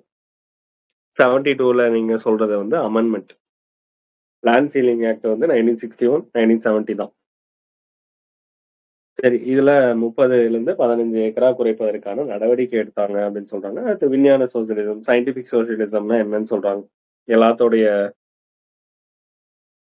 சமத்துவம் அப்படிங்கிறது எல்லாரும் ஒரே மாதிரியான நடத்துறது கிடையாதான். எல்லாருக்கும் சமமான ஈக்குவல் ஆப்பர்ச்சுனிட்டி கொடுக்கறது தான் வந்து சமத்துவம்னு சொல்றாங்க. அப்ப நம்ம காந்தியோடைய கொள்கை கடையனுக்கும் கடை தேசம் அப்படிங்கறது தான் அண்ணாதுரை ஃபாலோ பண்ணாருன்னு சொல்றாங்க. ஓகேவா? இப்ப என்னென்னலாம் பப்ளிக் செக்டார்ஸ் வந்து லாஸ்ல இருக்கோ அது எல்லாத்தையுமே பொதுத்துறை நிறுவனங்கள், திறமையா நிர்வகிக்கப்படாத அமைப்புகள், அதாவது எதெல்லாம் நஷ்டத்துல ஓடிட்டு இருக்கோ இயங்கக்கூடிய அரசாங்க பொதுத்துறை நிறுவனங்கள், திறமையா நிர்வகிக்கப்படாத அமைப்புகள் அப்படின்னு சொல்லிட்டு நம்ம நிறைய இன்வெஸ்ட் பண்ண ஆரம்பிக்கிறாங்க ஒவ்வொன்றிலையும். அப்ப பொதுத்துறையும் தனியார் துறையும் மக்களுடைய நலனை மையமா வச்சுதான் செயல்படணும். அதுக்காக பப்ளிக் செக்டார்ஸ் நிறைய நம்ம கொண்டு வந்திருப்பாங்க. அதுல இவருடைய நேரு உருவாக்குன மிக்சடு எக்கானமியை இவரும் ஃபாலோ பண்றாரு. நம்ம இவருடைய சயின்டிபிக் சோசியலிசம்னு என்னன்னு பார்த்தோம். காந்தியோடைய கடையனுக்கும் கடை தேற்றமும் நேருவுடைய மிக்சடு எக்கானமியும் சேர்ந்ததுதான் விஞ்ஞான சோசியலிசம்னு சொல்றாங்க. அதுல என்ன சேர்த்துக்கிறாங்க? விவசாய வளர்ச்சி இருக்கும், அதுக்கப்புறம் தொழில் பெருக்கம் இருக்கும், சமூக நீதி இருக்கும். இந்த மூணும் தான் நமக்கு விஞ்ஞான சோசியலிசத்தோடைய பேசஸ். ஓகேவா? அப்ப இதெல்லாம் தான் கான்சென்ட்ரேட் பண்ண போறாங்க. விவசாய வளர்ச்சியும் இருக்கும், அதுக்கப்புறம் தொழில் பெருக்கமும் இருக்கும், சமூக நீதி. இந்த மூணும் தான் அண்ணா வந்து கான்சென்ட்ரேட் பண்ணதுன்னு சொல்றாங்க. ஓகே. அதுக்கப்புறம் விவசாய வளர்ச்சி, தொழில் பெருக்கம் இந்த ரெண்டுமே இதான் ஃபாலோ பண்ணாங்க. அதுல சேலம் எஃகு ஆலை, தூத்துக்குடி துறைமுகம் உடனடியா கொண்டு வரதுக்கான முயற்சிகள் பண்ணாங்க. அது ஒண்ணு கொடுத்திருக்காங்க. அதுக்கப்புறம் வீராணம் குடிநீர் திட்டம் நமக்கு தெரியும்ல. வீராணம் ஏரி உருவாக்குனது யாரு?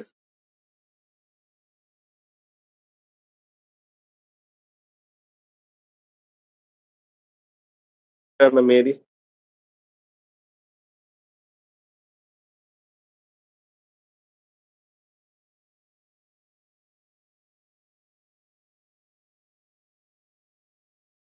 அப்படி ஒரு ஏரியை கேள்விப்பட்டது இல்லைங்கிறீங்களா? சோழர்கள்ல தானே சார் வச்சது? சோழர்கள்ல தான் ஒருத்தர் பண்ணாரா? ஆமாங்க, சோழர்கள் தான். ஒரு பேர் டக்குனு ராஜாதி சோழனா?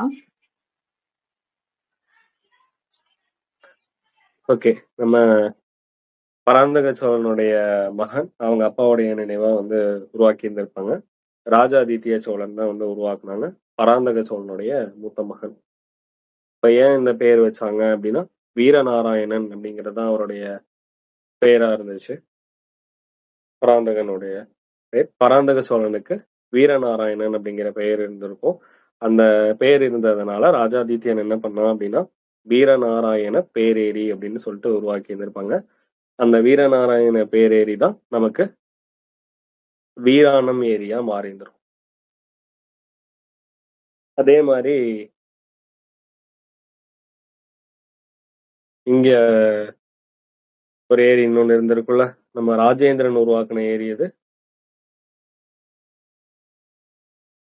பொன்னேரின்னு சொல்லி பொன்னேரியா. அதுக்கு முன்னாடி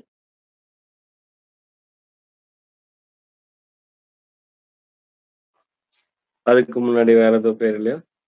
சோழகங்கம்.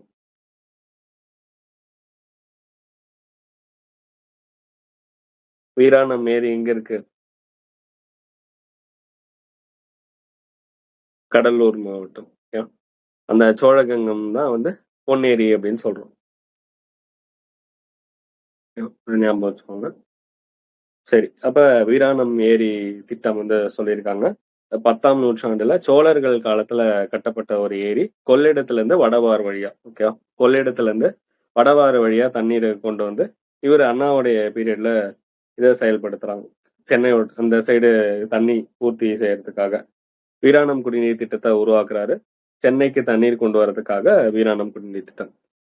கடலூர்ல இந்த திட்டத்துக்கான அடித்தளம் அமைக்கிறாங்களாம். ஓகே. நமக்கு அத்திக்கடவு அவிநாசி எப்ப தொடங்குனாங்க?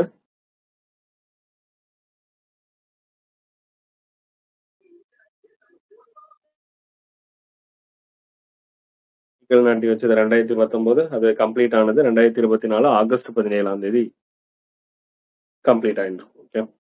எவ்வளவு ஏரி அதுல இருக்கு? ஏரி, குளம், குட்டையெல்லாம் 1045. எவ்வளவு கிலோமீட்டருக்கு?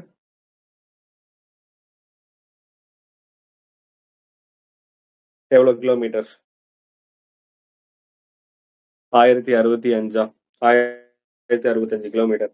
எவ்வளவு ஏக்கர் பரப்பளவு வந்து அதுல பயனடைகிறாங்க?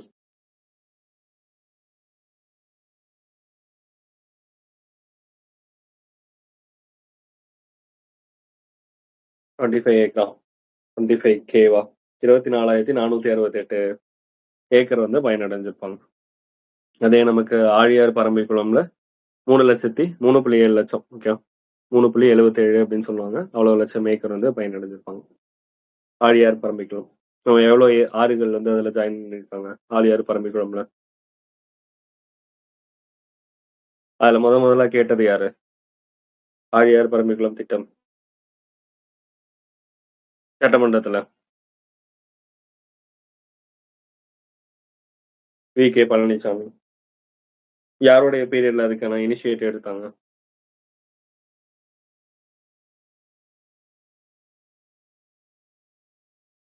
அந்த திட்டம் தொடங்குனது யாருடைய பீரியட்ல? காமராஜர். அப்ப பொதுப்பணித்துறை அமைச்சரா இருந்தது சி. சுப்பிரமணியம். அதுக்கான ஹெல்ப் பண்ணது பொள்ளாச்சி மகாலிங்கம். ஓகேவா? சரி. கடலூர்ல இந்த திட்டம் தமிழ்நாட்டுடைய ஒரு மிகப்பெரிய ஏரிகள்ல இதுவும் ஒண்ணு அப்படின்னு சொல்லுவாங்க. வேற என்ன? சமுதாய சீர்திருத்தம் பண்ணியிருக்காரு. நிறைய சமுதாய சீர்திருத்தம். 1967 ஜூலை 18 இந்து திருமண திருத்த மசோதா, இந்து மேரேஜ் அமெண்ட்மெண்ட் பில். அப்ப இந்து மேரேஜ் ஆக்ட் அப்ப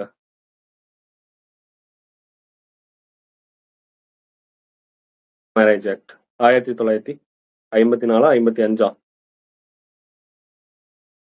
55. சுயமரியாதை திருமணத்துக்கான அங்கீகாரம் கொடுத்தாங்க. அதுக்கப்புறம் கலப்பு திருமணம் பண்ணாங்க அப்படின்னா அவங்களுக்கான தங்க பதக்கம் கொடுத்தாங்களாம். அதுக்கான திட்டமே வந்திருக்குல்ல. என்ன திட்டம்?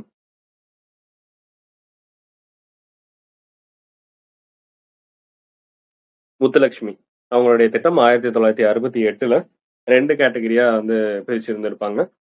ஒண்ணு வந்து SC/ST, அவங்க வந்து OBC கூட மேரேஜ் பண்றது ஒரு திட்டம். ஓகே. இன்னொன்னு முற்படுத்தப்பட்ட வகுப்பினரும், ஃபார்வர்ட் காஸ்டும், பேக்வர்ட் காஸ்டும். ஓகே. OBC. இது 2வது கேட்டகரி. 2 கேட்டகரி. இதுல வந்து படிச்சிருக்காங்க அப்படின்னா 10th 12th இதெல்லாம் முடிச்சிருக்காங்க அப்படின்னா அவங்களுக்கு 25,000 வந்து கிடைக்கும். அதுவே வந்து டிகிரி, பட்டயம், பட்டம் இது முடிச்சிருக்காங்க அப்படின்னா 50,000 வந்து கிடைக்கும். அது போக 8 கிராமம் தங்கம் வந்து கிடைக்கும். இதெல்லாம் எப்ப இருந்து அறிவிச்சாங்க? இந்த தங்கம் கொடுக்கறது இதெல்லாம் இன்க்ரீஸ் ஆனது 2016 2016 வந்து கொண்டு வந்திருப்பாங்க. கலப்பு திருமணம் எவ்வளவு நாள் அப்ளிகேஷன் கொடுக்கணும் கலப்பு திருமணத்துக்கு?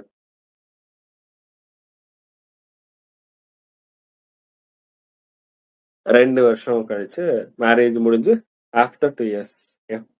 அதுக்கப்புறம் தான் கொடுக்கணும். அப்ப அந்த கலப்பு திருமணத்துக்கான திட்டம் வந்து முத்துலட்சுமி அவங்களுடைய பெயர்ல இருக்கும். அதுவே அந்த கலப்பு திருமணம் பண்ணாங்கன்னா அவங்களுக்கு தங்க பதக்கம் கொடுக்குறோம் அப்படின்னு சொன்னது அண்ணாவுடைய பீரியட்ல சொல்லியிருக்காங்க. முன்னாடி சொன்னாங்க. அதுக்கப்புறம் திட்டமாவே மாறிடுச்சு. அதுக்கப்புறம் பொது போக்குவரத்தை நாட்டுடைமையாக்குனது, கூட்டு பொருளாதாரம். அண்ணாவுடைய சயின்டிபிக் சோசியலிசத்துல இதுவும் ஒண்ணு. முதல் கட்டமா பேருந்து போக்குவரத்தை நாட்டுடைமையாக்குனாராம் அண்ணா. இப்ப அண்ணாவுடைய அவரது கொள்கைகள் மற்றும் அரசியல் குறிக்கோள்களை நிறைவேற்றியதாக குறிப்பிட்டுள்ளார் கண்ணன். அப்ப அண்ணாவை பத்தி சொன்னா கண்ணா, அவ்வளவுதான். அதை மட்டும் ஞாபகம் வச்சுக்கோங்க. வரி கொள்கை என்ன ஃபாலோ பண்றாரு? இருப்போர் கொடுக்க வேண்டும், இல்லாதோர் பயனடைய வேண்டும் அப்படின்னு சொல்றாரா? இருக்கிறவங்க கொடுக்கட்டும், இல்லாதவங்க பயனடையட்டும் அப்படின்னு சொல்றாரு. இதுதான் அவர் பண்ண வரி கொள்கை. நம்ம எல்லாருமே சாமானியர்கள். அப்ப நம்மளால சாமானியர்கள் பயனடைவதற்கான காரியங்களை தான் செய்ய முடியும். 100க்கு 80 பேத்துக்கு போதுமான உணவு கிடையாது. நம்ம எல்லாருமே அவங்களுக்கு என்ன செய்யணும் அப்படிங்கறத மட்டும்தான் யோசிக்கணும்னு சொல்லியிருந்திருக்காரு. அப்ப இருக்கிறவங்க கொடுக்கட்டும், இல்லாதவங்க பயனடையட்டும் அப்படிங்கிற கொள்கை நம்ம அண்ணாதுரை ஃபாலோ பண்ணியிருக்காரு. அப்படி எக்ஸாம்பிள் இந்த வரி கொள்கை எல்லாம் எதை சுத்தியே தான் இருந்துச்சாம்? சாமானியர்களை சுத்தியே தான் அண்ணாவுடைய வரி கொள்கை எல்லாம் இருந்துச்சு.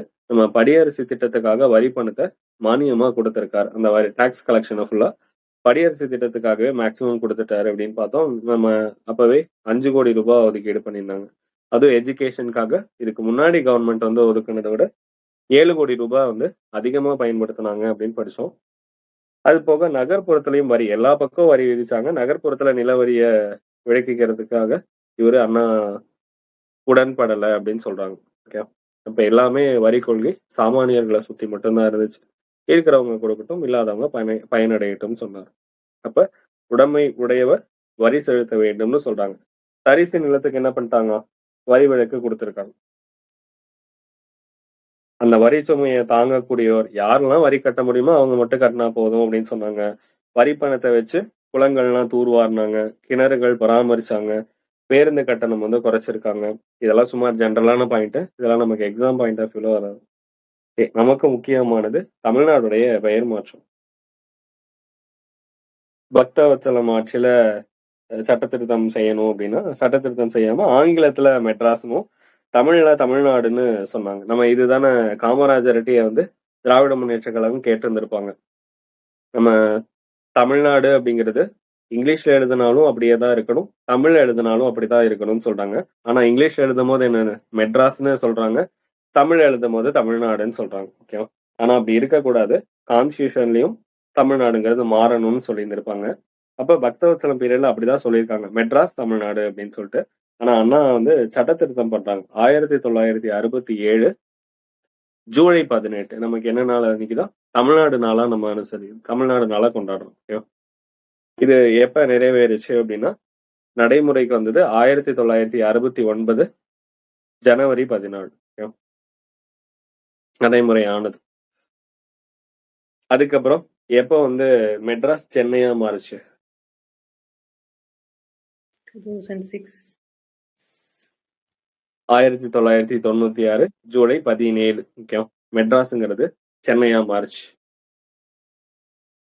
மெட்ராஸ் மாநகராட்சி எப்போ உருவாச்சு? 1688. 1688 உருவாச்சு. 1688 உருவானது. அதுக்கப்புறம் நமக்கு ஃபர்ஸ்ட் டைம் தேர்தல் நடந்த சிஎம் ஆனது 1920 சிஎம் வந்திருப்பாங்க. அதுக்கப்புறம் 1967 ஜூலை 18 மெட்ராஸ் அப்படிங்கிறது தமிழ்நாடுன்னு திருத்தம் கொண்டு வந்தாங்க. அது 1969 ஜனவரி 14 பேர் நடைமுறைக்கு வந்துச்சு. 96 மெட்ராஸ் சென்னையா மாறுச்சு. சிங்கார சென்னை அப்ப திட்டம், சிங்கார சென்னை திட்டம் 1 1996 தான். சென்னை ஆனதும் 96 தான். சிங்கார சென்னை ஆனதும் 96 தான். சிங்கார சென்னை 2.2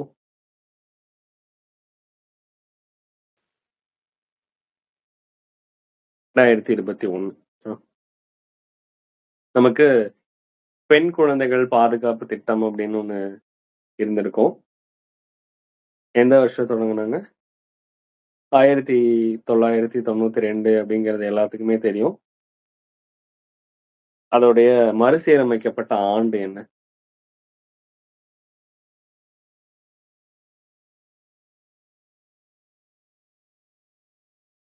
அதை ரீஃபார்ம் பண்ண இயர் 2017 sir.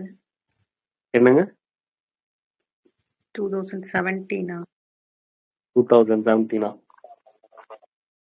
ஓகே, அதே யோசிக்க கூடாது. கட்சி ரீதியாவே 2021 இப்பதான் பண்ணாங்க. 2021 அது மறுசீரமைக்கப்பட்ட ஆண்டு 2021. நம்ம ஈவேரா மணியம்மையார் விதவை மகள் திருமணத்துக்கு வருமான வரம்பு இருக்கா?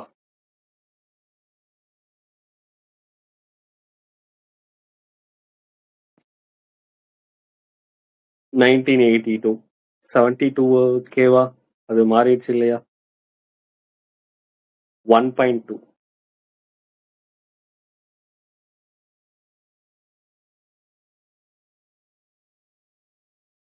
₹1,20,000 வருமான வரம்பு 1982.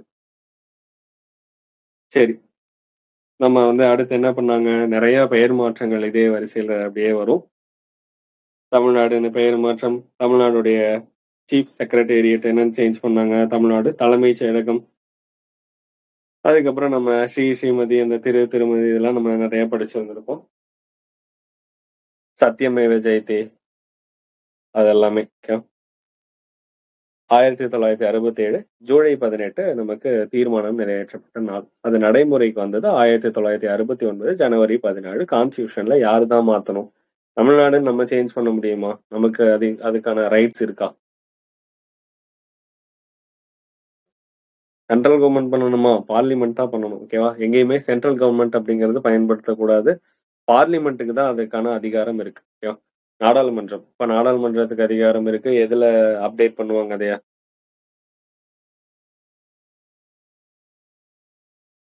எந்த ஆர்டிகல்ல அப்டேட் பண்ணுவாங்க?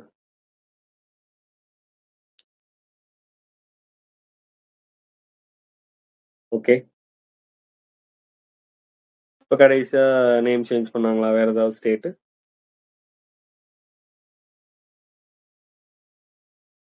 யாரும் பண்ணலையா? அந்த 2024 கேரளா சேஞ்ச் பண்ணி ஆமா, கேரளமா மார்ச் 2024 ஆகஸ்ட். இல்ல, நான் ஸ்டேட் கேக்குறேன். நிறைய பிளேஸ் சேஞ்ச் ஆயிருக்கும். சரி, அப்படி வரீங்களா? அப்ப அந்த நேம் சேஞ்ச் ஆனது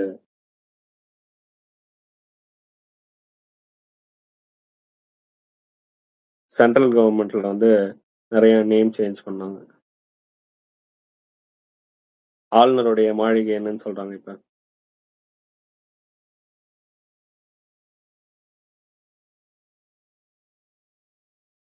லோக் பவனா? சரி,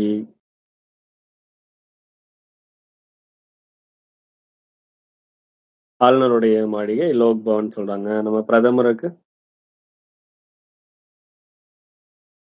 பிஎம் ஆபீஸ். பிஎம்ஓ எப்ப தொடங்குனாங்க?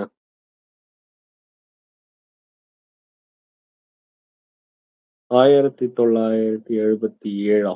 சரி, அது ஓகே. அப்ப அதுக்கு முன்னாடி என்னவா இருந்துச்சு?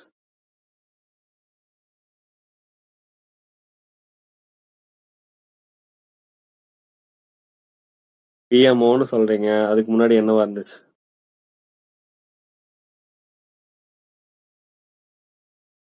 Prime minister secretariat. அது எப்ப தொடங்குனாங்க? 47 1947. கரெக்டா? 1947ல இருந்து 77 வரைக்கும் பிஎம்ஓ அப்படின்னு பிஎம் செக்ரட்டேரியட் அப்படின்னு இருக்கும். 1977ல மொரார்ஜி தேசாயோடைய பீரியட்ல பிரைம் மினிஸ்டர் ஆஃபீஸ் அப்படின்னு பெயர் மாத்தி இருந்திருப்பாங்க. செக்ரட்டேரியட் அப்படின்னா ரொம்ப பவர்ஃபுல்லா இருக்கிற மாதிரி இருக்கும். அதனால ஆஃபீஸ் அப்படின்னு சேஞ்ச் பண்ணாங்க. இப்போ அது என்னவா பேர் மாறிடுச்சு? சேவா தீர்த். பிரைம் மினிஸ்டருடைய residence of office of official residency அதோடைய பேர் என்னது? ஆஃபீஸ் சேவா தீர்த்து, அஃபீஷியல் ரெசிடென்ஸ் அவருடைய தங்கும் இல்லம் அது பேர் என்னது? லோக் கல்யாண் மார்க். ஓகேவா? ராஜ்பவன் என்னவா மாறுச்சு? லோக் பவனா மாறுச்சு. அவருடைய ரெசிடென்ஸ் என்னவா மாறி இருந்திருக்கு? லோக் கல்யாண் மார்க்கா மாறி இருந்திருக்கு. ஓகேவா? அதுக்கப்புறம் நம்ம ராஜ்பாத், நம்ம பிரசிடென்டோடைய ஆபீஸ்ல நம்ம கொடியெல்லாம் ஏத்துவாங்கல்ல, அந்த பாதை ராஜ்பாத், கிங்ஸ் பாத், குயின் பாத்ல இருந்திருக்கும். அது நம்ம ராஜ்பாத் அப்படின்னு இருந்துச்சு. அது வந்து கர்த்தவ்யா பாத். கர்த்தவ்யானா கடமை கடமை, கடமை பாதை அப்படின்னு பேரு மாத்தணும். ஓகேவா? அந்த பிரசிடென்ட்டும் பிரைம் மினிஸ்டரும் அவங்களுடைய கடமையை செய்யறதுக்காக போகக்கூடிய பாதை தான் கடமை பாதை. இதெல்லாம் நம்ம பிரிட்டிஷோடைய மெமோரியலா இருந்துட்டு இருந்துச்சு. அப்ப அவங்களுடைய மெமோரியல் எங்கேயுமே இருக்கக்கூடாது அப்படிங்கிறதுக்காக, ஏன்னா நம்மள ரூல் பண்ணாங்க. அதனால அந்த மெமோரியல் இருக்கக்கூடாதுங்கிறதுக்காக நம்ம நிறைய நேம் சேஞ்ச் பண்ணிட்டோம். ஓகேவா? வில்லியம் ஃபோர்ட் இப்ப கூட நேத்து கூட முந்தாநேத்து ஆர்டர் போட்டாங்களா, வில்லியம் ஃபோர்ட் என்னவா மாறுச்சு? விஜய் துர்கா மாறுச்சு. அந்தமான் அண்ட் நிக்கோபருடைய கேபிட்டல் வந்து போர்ட் பிளேயர். அந்த பிளேயர் அப்படிங்கிறவருடைய நினைவா வந்து நம்ம போர்ட் பிளேயர் வச்சிருந்தோம். அது என்னவா நேம் சேஞ்ச் ஆச்சு? ஸ்ரீ விஜயபுரம்னு பேர் மாத்தினாங்க. ஓகேவா? முகல்ஸ் கார்டன், நம்ம அங்க டெல்லியில முகல்ஸ் கார்டன் என்னவா பேர் மாறுச்சு? அம்ரித் உதயான் அப்படின்னு பேர் மாறி இருந்திருக்கும். ஓகே. அமிர்த தோட்டம்னு பேர் மாறி இருந்திருக்கும். அம்ரித் உதயான். அலகாபாத் என்னன்னு பேர் மாத்தினாங்க? அலகாபாத். பிரயாக்ராஜ். பிரயாக்ராஜ்னா எல்லா ஆறுகளும் சங்கமிக்கக்கூடிய இடம். அப்ப பிரயாக்ராஜ் அப்படின்னு பேர் மாத்தினாங்க. அசோகா ஹால அசோகா மண்டபம்னு பேர் மாறி இருந்திருக்கும். தர்பார் ஹால் என்னன்னு பேர் மாத்தினாங்க? தர்பார் ஹால்.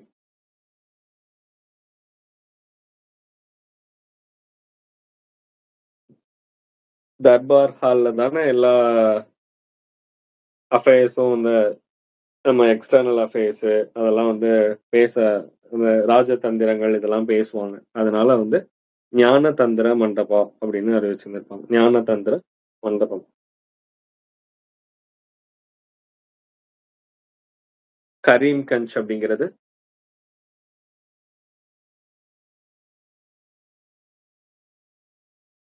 ஸ்ரீபூமின்னு பேர் மாறி இருந்திருக்கும். அதுக்கப்புறம் அவுரங்காபாத்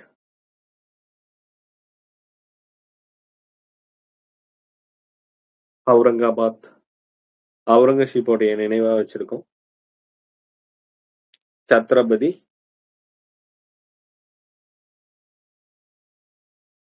என்னன்னு பேரு மாறிச்சு?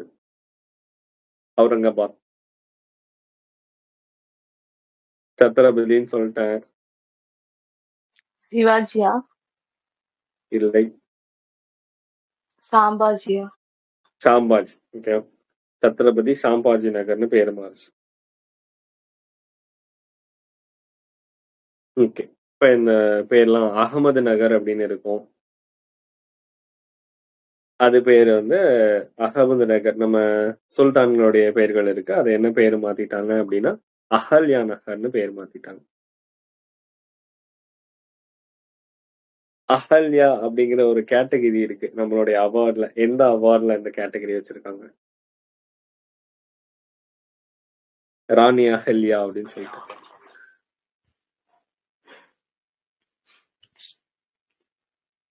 ஸ்கவுட். என்னங்க? பெண்களுக்கு கொடுக்கிற விருது தாங்க. கண்டிப்பா தெரிஞ்சு வச்சுக்கணும். சரி, இதையும் கண்டுபிடிச்சு இதுக்கு முன்னாடி என்னென்ன சொன்னேன்? கண்டுபிடிக்க சொன்னனே அந்த ஸ்கூல் எஜுகேஷன் எல்ஜிபிடிக்யூ உடைய சொற்களஞ்சியம். இன்னொன்னு என்னது? School education last budget. Okay. School எஜுகேஷனுடைய பட்ஜெட்டோடைய அமௌண்ட் எவ்வளோ அலாட் பண்ணாங்க அப்படின்னு. திருநங்கை திருநன்பி அவங்களோட கான்ஸ்டியூஷன் ஓகே. ரைட்ஸ் டிரான்ஸ்ஜெண்டருக்கான கான்ஸ்டியூஷன் ரைட்ஸ்.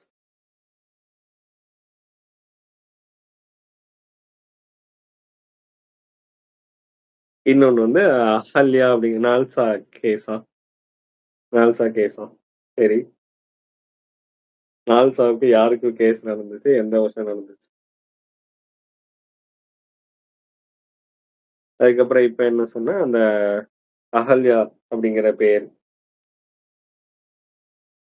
எந்த அவார்ட்ல வருது அப்படின்னு பார்க்க சொன்னது.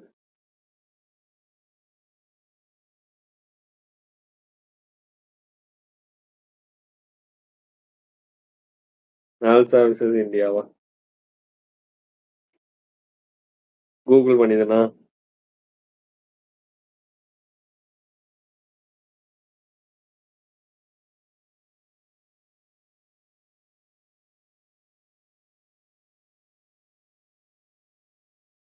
சரி, இதுல வந்து நம்ம எங்க பார்த்துட்டு இருந்தோம், நேம் சேஞ்சஸ்ல பார்த்தோம். அப்படியே நேம் சேஞ்சஸ் பார்த்து இந்தியாவுக்கு போயிட்டு வந்தாச்சு.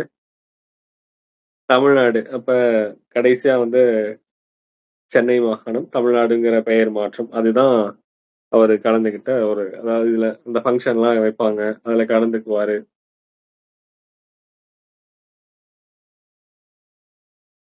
சரி, அதுக்கப்புறம் முதல் விபத்து அப்படின்னு ஒண்ணு கொடுக்குறாங்களா நமக்கு? 1967 ஜூலை 1ஆம் தேதி நம்ம சென்னையுடைய சவுத் சைட்ல குடிசைகள் தீப்பற்றி எரிஞ்சுது அப்படின்னு சொல்றாங்க. ஒரு 600க்கு மேற்பட்ட குடிசைகள் வந்து தீப்பற்றி எரிஞ்சு சாம்பல் ஆயிடுச்சு அப்படின்னு சொல்றாங்க. அப்ப நிறைய வதந்திகளும் பரம்ப ஆரம்பிச்சுதான்.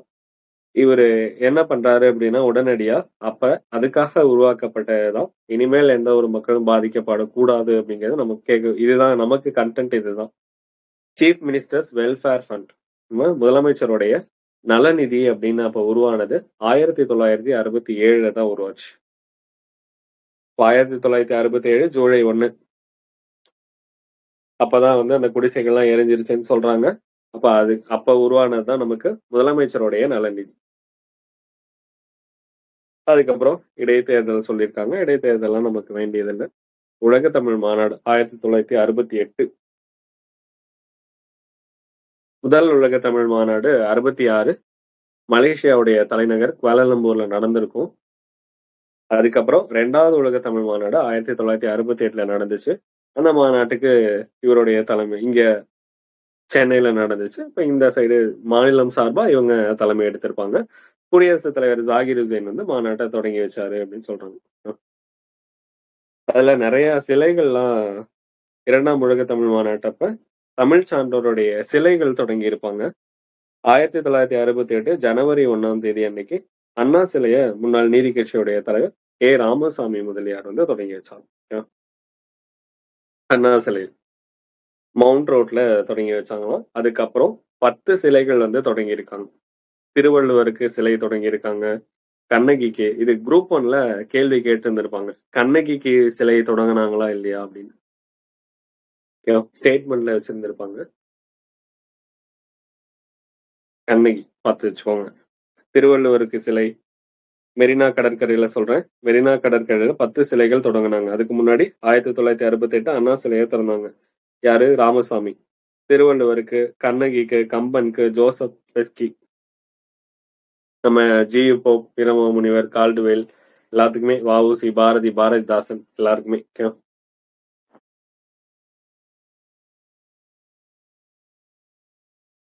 இவ்வளோ எத்தனை பேர்த்துக்கு? 10 பேர்த்துக்கு சிலை தொடங்கி இருக்காங்க. அது ஞாபகம் வச்சுக்கோங்க. அதுக்கப்புறம் அடுத்த ராஜாஜி வந்து கண்காட்சியை திறந்து வைத்தார் அப்படின்னு சொல்றாங்க.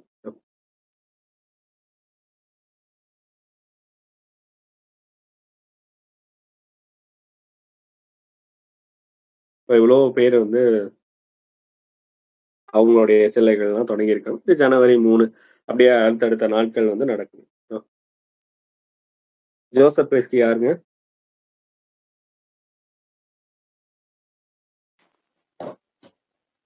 வீரமா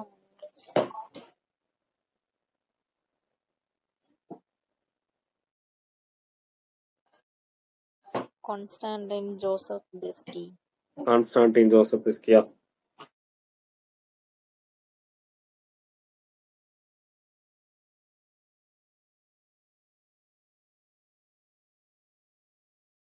ஓகே.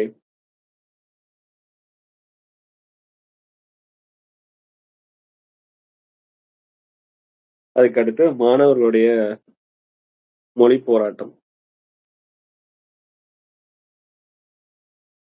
10 பேர் இருக்காங்களா அதுல?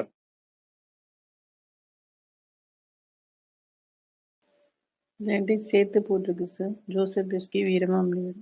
2 சேர்ந்து 1 தான். ஓகேவா? இப்போ 10 பேர் இருக்காங்களா? 9 தானே வராங்க. திருவள்ளுவர் 1. அடுத்து கண்ணகி, கம்பன், அதுக்கப்புறம் வீரமாமுனிவர் 4 பேர் ஆச்சா. G Pope 5, Robert Caldwell 6, VOC 7, Bharathi 8, Bharathidasan 9. அப்ப இன்னொருத்தர் யார்?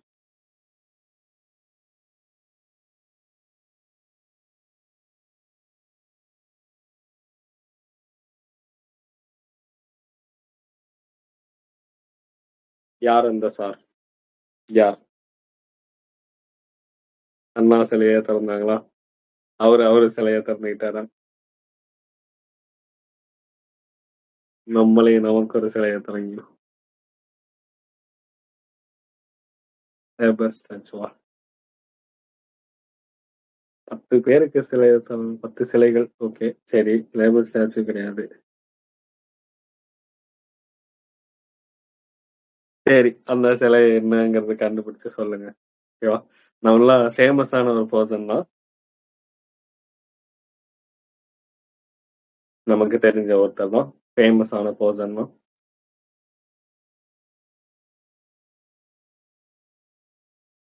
விடுதலை போராட்டத்துல சார், மிகப்பெரிய ஒரு பங்களிப்பு கொடுத்தாங்க. என்னங்க? ஔவையாரா?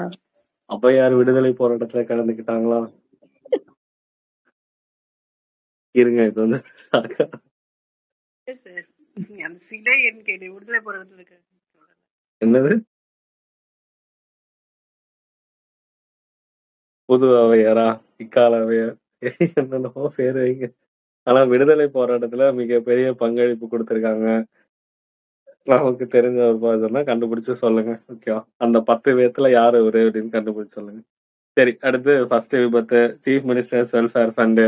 இது என்ன பண்ணணும்னா அப்படியே டைப் பண்ணி போட்டுடணும். அதுக்கப்புறம் நாளைக்கு அப்படியே வந்து சூப்பரா சொல்லிடுவீங்க கண்டுபிடிச்சு.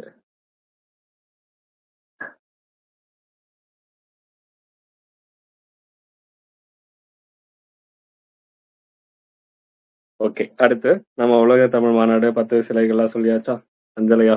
இல்லைங்க, நீங்க கண்டுபிடிச்சு சொல்லுங்க. நிறைய அப்படி சார், லைனா ஆனா இங்க சொல்லிட்டு மேல இருக்கீங்க. பாருங்க, அண்ணா சிலை, முன்னாள் நீதி கட்சி தலைவர் ராமசாமி முதலியார் அவரு திறந்து வச்சிருக்காருன்னு இருக்கு. எங்க மேடம் திறந்து வச்சிருக்காங்க? Mount road. இது மவுண்ட் ரோட்ல மேடம். சார், அப்ப இது அவர் எங்க மேடம் சொல்லியிருக்காங்க? நடந்து போலியா? நடந்து போனாரா? இல்ல அந்த சார், சிலையை அப்போ இங்க அண்ணா தூக்கி டெத் வச்சிட்டாங்களா? ஆகலையான்னு. சொல்லுங்க. இல்ல, நான் முன்ன கேட்டதுக்கு அவர் சிலையே அவரே ஓபன் பண்ணுவாரான்னு கேட்டீங்கல்ல. ஆ, ஆனா அவரும் ஓபன் பண்ணிக்கிறாரு பாருங்க. அதான் சார், ஓபன் பண்ணும்போது அவரு இல்லையான்னு கேக்குறேன். டெத் ஆயிட்டாரா? 1968லயே டெத் ஆயிட்டாரா? ஜனவரி 1ஆம் தேதின்னு போட்டிருக்குது. இருந்தார். காந்தி சிலை. யாருக்காவது ஏதாவது கருத்துக்கள் சொல்லணுமா? அது சுபாஷ் சந்திர மவுண்ட் போஸ். ரோடுங்க. என்னங்க?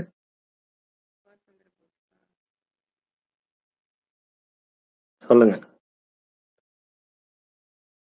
சுபாஷ் சந்திர போஸா சார்? சுபாஷ் சந்திர போஸ். ஆமா.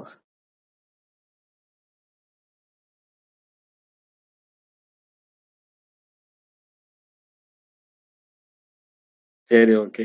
அப்ப இதுல 10 பேர் முடிஞ்சிச்சா? மாணவர்களுடைய ஃபீமேல்னு சொன்னாங்களா? யாருங்க சொன்னா? ஃபீமேல்லாம் சொல்லலைங்க.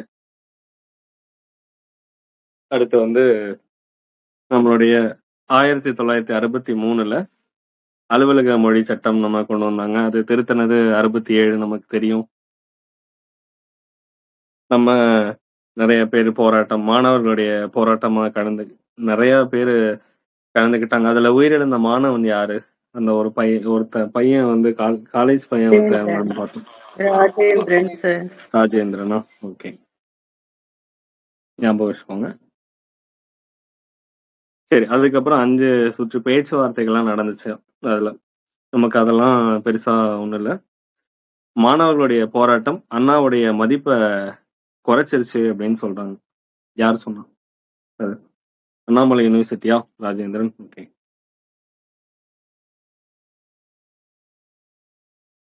மாணவர்களுடைய போராட்டம் அண்ணாவுடைய மதிப்பை ஜெயகாந்தன். குறைச்சிருச்சு அப்படின்னு சொன்னது ஜெயகாந்த். இதெல்லாம் தான் கொஞ்சம் டிஃப்ரெண்டா இருக்கிறது.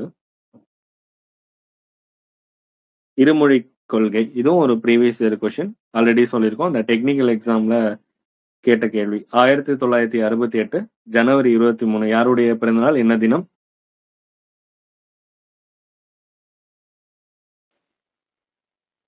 பராக்கிரம் திவாஸா? சுபாஷ் சந்திர போஸுடைய பிறந்த தினம். ஓகேவா? வீர தைரிய நாள் அப்படின்னு சொல்லுவாங்களா, வீர நாள். தமிழ்ல ஆங்கிலம் மட்டும்தான் கற்பிக்கப்படும். தேசிய மாணவர் படை, அதுல பயன்படுத்தப்படுற வார்த்தைகள், ஹிந்தி சொற்கள் எல்லாத்தையும் நீக்கணும் அப்படின்னு முடிவு எடுத்தாங்களாம், நேஷனல் கேடட் கார்ப்ஸ். அதுக்கப்புறம் நூற்பாழை நெருக்கடி, அதெல்லாம் நமக்கு பெருசா ஒன்றும் கண்டென்ட் இருக்காது. மாநில சுயாட்சி தீர்மானம் கொண்டு வரணும் அப்படின்னு நினைச்சாங்க, பேசினாங்க. அதை பத்தி மத்திய மாநில உறவுகள் ஆரோக்கியமா இருக்கணும்னு சொன்னாங்க. கடைசியா நமக்கு தமிழ் மொழிய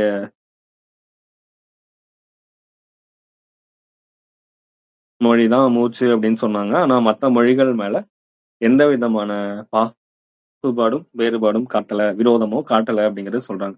இப்ப மாற்றான் தோட்டத்து மழிகைக்கும் மனம் இருக்கும் அப்படிங்கிற பொலிட்டிக்கல் மெச்சூர்டா வந்து அண்ணா நடந்துக்கிட்டாரு அப்படின்னு சொல்றாங்க. இப்ப ஒரு அரசியல் பண்பாளரா இருந்திருக்காரு. தமிழ் தான் அப்படிங்கிறதுக்காக மற்ற மொழிகளை அவர் விரோதமா நினைக்கல. அதை பத்தி எந்த ஒரு விரோதமான அறிக்கைகள், பேச்சு எதுவுமே கிடையாதுன்னு சொன்னாங்க. அப்ப ஒரு முதிர்ச்சியோட, மனமுதிர்ச்சியோட நடந்துக்கிட்டாரு அப்படின்னு சொல்றாங்க. அப்ப தமிழ்நாடுக்கு மட்டும் இல்ல, இந்தியாவுக்கே வந்து ஒரு முன்னுதாரணமா அண்ணா செயல்பட்டாரு. அரசியல் பண்பாளரா இருந்தாருன்னு சொல்றாங்க. இப்ப திராவிட நாடு திராவிடருக்கே அப்படிங்கிற கோரிக்கைகள்லாம் வச்சுட்டு இருந்தாங்க. அடுத்து இறையாண்மைக்கு, அந்த இறையாண்மையை வந்து நம்மளுடைய இறையாண்மை வெளியில இருந்து ஒருத்தன் வந்து அட்டாக் பண்றான் அப்படிங்கிறப்ப, அப்ப நம்மளுடைய இறையாண்மை நம்மளே விட்டு கொடுக்கறது தரக்குறைவா மாறும் அப்படின்னு சொல்லிட்டு நமக்கு அந்த திராவிட நாடு கோரிக்கையும் கைவிட்டுட்டார். மத்திய ஆட்சியும் மாநில சுயாட்சியும் இரு கண்களா இருக்கணும் அப்படின்னு நினைச்சவர் அண்ணாதானம். ஓகேவா? மத்திய ஆட்சியும் மாநில ஆட்சியுமே இரு கண்களா இருக்கணும்னு நினைச்சது அண்ணாதுரை. அதிகார குவியல் அப்படிங்கிறதுக்கு பதிலா என்ன வார்த்தையை பயன்படுத்தணும்னு சொல்லியிருக்காரு? அதிகார பரவல் அப்படிங்கிற வார்த்தைகள் மூலியமா நம்ம மத்திய மாநில உறவுகளை இன்னும் வலுப்படுத்தலாம் அப்படின்னு சொல்லியிருக்காரு. அப்ப அதிகார குவியல் அப்படிங்கிறது அதிகார குவியல்ங்கிறது அதிகார பரவல், அது மூலியமா நம்ம இன்னும் மத்திய மாநில உறவுகளை வலுப்படுத்தலாம் அப்படின்னு சொன்னது அண்ணாதான். நம்ம அன்னைக்கு சொன்னது 1974 மாநில சுயாட்சி கொண்டு வந்தா நமக்கு தெரியும். அடுத்து முக்கியமான ஒரு அண்ணாவுடைய கொள்கை, அவரை காந்தின்னு சொல்றதுக்கான காரணமான கொள்கை மதுவிலக்கு.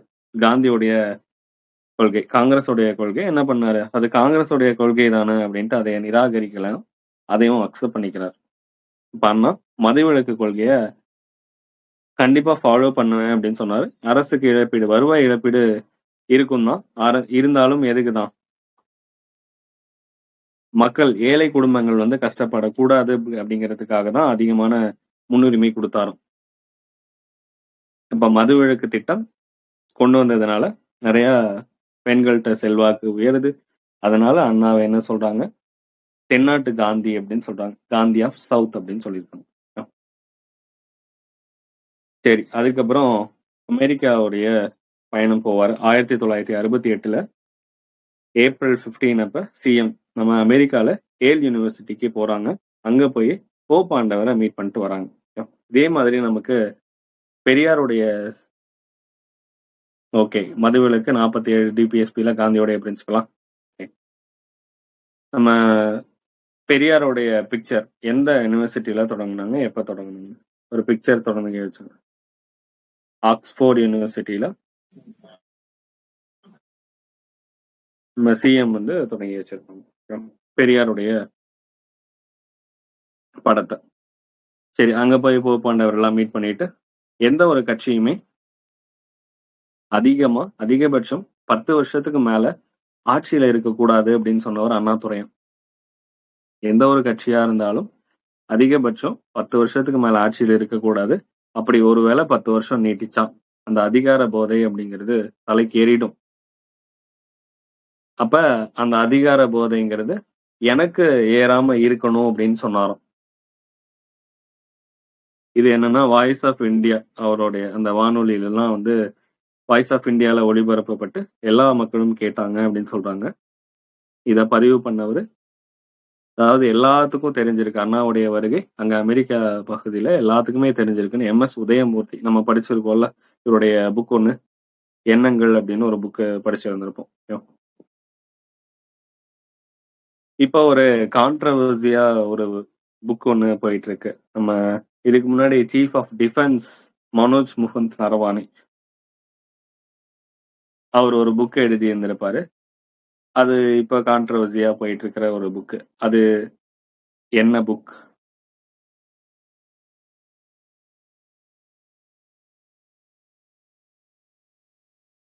ஃபோர் ஸ்டார்ஸ் ஆஃப் டெஸ்டினியா. அது பார்த்து வச்சுக்கோங்க. நம்ம ஆர்மியோடைய சீஃபா இருந்திருப்பாரு. அதுக்கப்புறம் சீஃப் ஆஃப் டிஃபென்ஸ் ஸ்டாஃபா இருந்திருப்பார் இதுக்கு முன்னாடி. 4 ஸ்டார் டெஸ்டினி அப்படிங்கிறது அந்த புக் நேம், பார்த்து வச்சுக்கோங்க. சரி, அதுக்கப்புறம் கான்சா பல்கலைக்கழகத்திலையும் அவரு பேசுறாரு. அண்ணா நிகழ்த்திய உரை எழுச்சி மிக்கதா இருந்துச்சு அப்படின்னு சொல்லியிருக்காங்க. அதுக்கப்புறம் நம்பிக்கையில்லா தீர்மானம் அண்ணாதுரைக்கு எதிராக 1968 அண்ணாதுரைக்கு எகெயின்ஸ்டா நம்பிக்கையில்லா தீர்மானம் கொண்டு வராங்க. 1968 ஆகஸ்ட் 23 அப்ப நம்பிக்கையில்லா தீர்மானம் கொண்டு வராங்க. யாரு கொண்டு வந்தா?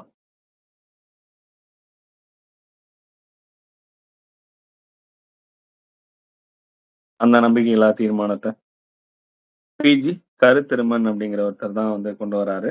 எதிர்கட்சி தலைவர்.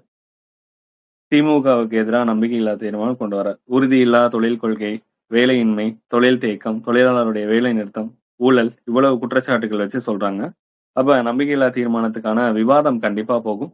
நான் வந்து அந்த விவாதங்களை புலிவரத்தோட அண்ணா மறுத்துட்டு நான் சரியான நேரத்துல பதவி விலகுறேன் அப்படின்னு அறிவிக்கிறார். அதுக்கப்புறம் முக்கியமான ஒரு அண்ணாதுரை பீரியட்ல நடந்த 2 முக்கியமான ஒரு கரை அப்படின்னா நமக்கு இதுக்கு முன்னாடி சொன்னது அந்த குடிசைகள்லாம் எரிஞ்சிச்சு அப்படின்னு சொல்றது. ஆனா அதை விடவே இவ்வளோ ஆட்சி வந்து சிறப்பா போயிட்டு இருந்துச்சு அப்படின்னு சொல்றாங்க. அதுல இன்னொரு பிரச்சனை என்ன அப்படின்னா 1968 கீழ்வெண்மணி கொடுமை அப்படின்னு சொல்றாங்க. 1968 டிசம்பர் 25 1968 டிசம்பர் 25ஆம் தேதி தஞ்சாவூர்ல கீழ்வெண்மணி அப்படிங்கிற கிராமத்துல குடிசைக்குள்ள 42 பேரு ஆதி திராவிட பெண்கள், ஆண்கள், குழந்தைகள் எல்லாத்தையும் வச்சு எரிச்சிட்டாங்க. எதுக்காக? அந்த ஊதிய உயர்வு கேட்டு. ஏன்னா இவரு இதுக்கு முன்னாடியே லேண்ட் சீலிங் எல்லாம் கொண்டு வரோம் அப்படின்லாம் சொல்லியிருந்தாங்க. அப்ப ஊதிய உயர்வு கேட்டு நில சொந்தக்காரர்கள் அந்த அவங்க கிட்ட இவங்களுக்கும் விவசாய தொழிலாளர்களுக்கும் இடையில அந்த சமூக பிரச்சனைக்காக என்ன பண்ணிட்டாங்க, அந்த 42 பேர்த்த வந்து எரிச்சிட்டாங்கன்னு சொல்றாங்க. அப்ப நில சீர்திருத்தம் பத்தி பேசினாங்க. ஆனா அதை வந்து கடைசியில செயல்படுத்த முடியாம போயிருச்சு அண்ணாவுடைய பீரியட்ல அப்படின்னு சொல்றாங்க. அப்ப நில சீர்திருத்தம் பற்றி நம்ம திமுக ஏற்படுத்திய எதிர்பார்ப்பு ஏமாற்றம் அடைஞ்சதோடைய எதிரொலி தான் இந்த கீழ்வெண்மணி படுகொலை அப்படிங்கிற ஒருத்தர் சொல்றாரு. அண்ணாவை பத்தி எழுதுன சாகர் அகுழி வாழியா அப்படிங்கிற ஒருத்தர் சொல்லியிருக்காரு. அண்ணாவுடைய பீரியட்ல அவர் நில சீர்திருத்தம் பத்தி பேசினாரு. ஆனா அந்த பேச்சுவார்த்தையில நடந்த தோல்விதான் இந்த கீழ்வெண்மணி படுகொலைக்கு காரணம்னு சொல்றாங்க. 1968 டிசம்பர் 25 அதே வருஷம் தான் ஆகஸ்ட் 23ஆம் தேதி நம்பிக்கையில்லா தீர்மானம் கருத்திருமன் அப்படிங்கிற ஒருத்தர் கொண்டு வந்தார். சரி. அதுக்கப்புறம் 1968 அவருக்கு கேன்சர் அப்படிங்கிறத கன்ஃபார்ம் பண்ணியிருந்திருப்பாங்க. நியூயார்க் ஹாஸ்பிட்டலும். இதெல்லாம் நமக்கு தேவையில்ல. அவரு கலந்துக்கிட்டது தமிழ்நாடு பெயர் சூட்டு விழால கலந்துக்கிட்டாரு. அதுக்கப்புறம் நம்ம கலைவாணர் என்.எஸ். கிருஷ்ணன் அவங்க பொங்கல் நம்ம ஜனவரி 14 அப்ப அவருடைய நிகழ்ச்சியில கலந்துக்கிட்டது தான் அண்ணா கலந்துக்கிட்ட இறுதியான பொது நிகழ்ச்சி அப்படின்னு சொல்றாங்க. 1969 ஓகே. ஜனவரி 14 அப்பதானே இதுவும் அந்த நடைமுறையானதும் அப்பதானே தமிழ்நாடுங்கிற பெயர் நடைமுறைக்கு வந்ததும் அதே அப்பதான்.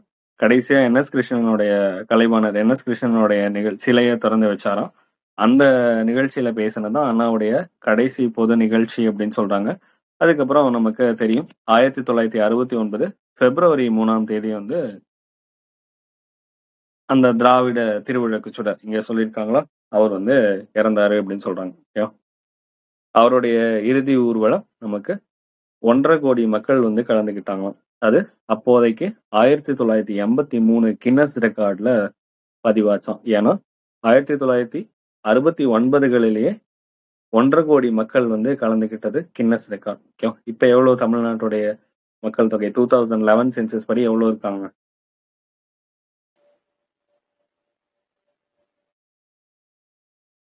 2011 சென்சஸ்ல 7.21 crore இருக்காங்க.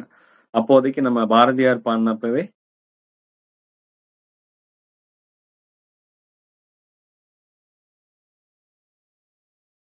30 கோடி அப்படின்னு சொல்லி இருந்திருப்பாரா மொத்தமா. அதே வந்து தமிழ்நாடு லெவல்ல பார்க்கும்போது நம்ம எம்பிக்களுடைய கவுண்ட் எல்லாம் வச்சு பார்க்கும்போது 4 crore அந்த ரேஞ்சு தான் வந்து வந்திருப்போம் 1970s ரேஞ்சில். அப்பவே வந்து இந்த 4 கோடி அப்படின்னு வச்சுக்கிட்டா கூட 4 கோடி 3 கோடி அந்த ரேஞ்சு 3 to 4 கோடி தான். அப்பவே 1.5 கோடி பேர் வந்து அண்ணாவுடைய இறுதி ஊர்வலத்துல கலந்துக்கிட்டது 1983ல கின்னஸ் ரெக்கார்ட்ல வந்து பதிவாச்சு அப்படின்னு சொல்றாங்க அண்ணாவுடைய இறுதி ஊர்வலம்.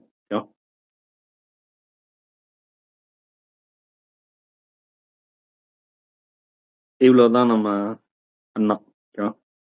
நமக்கு இங்கதான் வந்து எக்ஸாம் பாயிண்ட் ஆஃப் வியூ கண்டென்ட்லாம் நிறைய இருந்திருக்கும். அதுக்கு முன்னாடி நேத்து பார்த்தது வந்து அவருக்கு அந்த ஆட்சி பொறுப்பு ஏற்கிறதுக்கு முன்னாடி என்னெல்லாம் நடந்துச்சு இனிஷியலா அப்படிங்கிறது தான் பார்த்தோம்.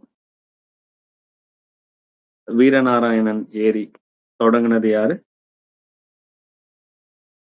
ராஜாதித்யன். ராஜாதித்ய சோழன். யாரு? பராந்தக சோழனோட பையன்.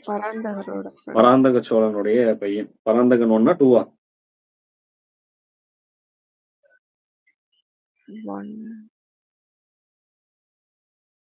1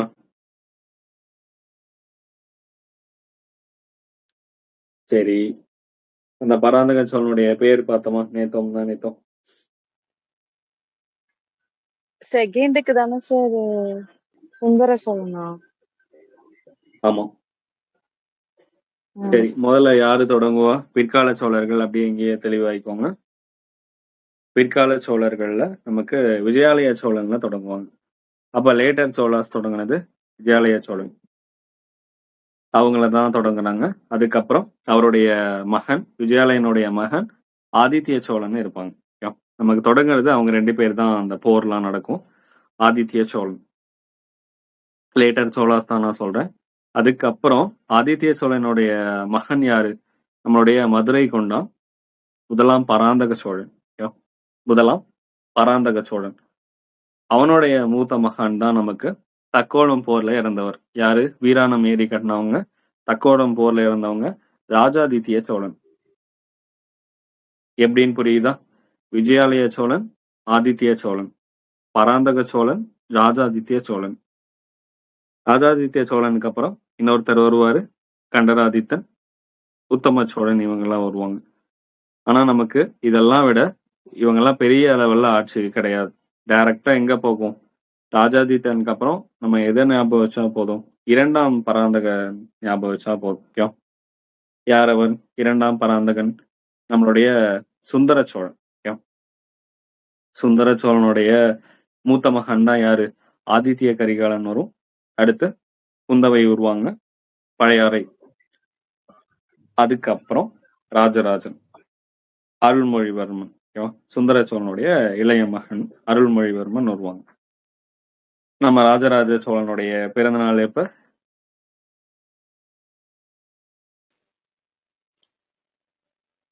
நவம்பர் 3.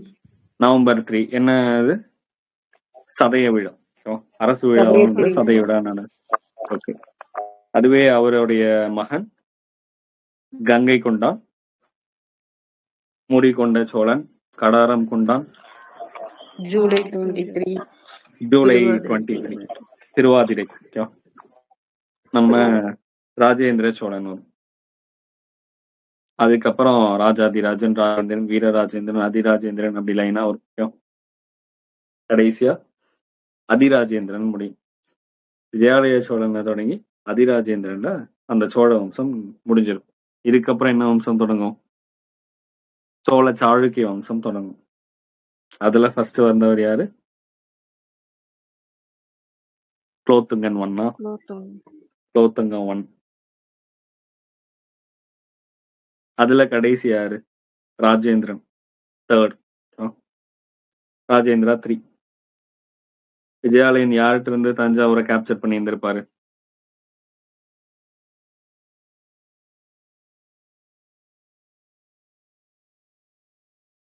இதெல்லாம் படிச்சது இல்லையா? 7வது சோசியல் சயின்ஸ்ல இருக்கு. விஜயாலயன் யார்கிட்ட இருந்து தஞ்சாவூர் பகுதியை கேப்சர் பண்ணி இருந்திருப்பாரு? களப்பிரர்களாம். முத்தரையர்கள் இல்லையா? முத்தரையர்கள். ஓகே. முத்தரையர்கள் பத்தி குறிப்பு எந்த நூல்ல இருக்கு நமக்கு? இதுவும் ஒரு previous year question. Naladiyar. Naladiyar. Okay.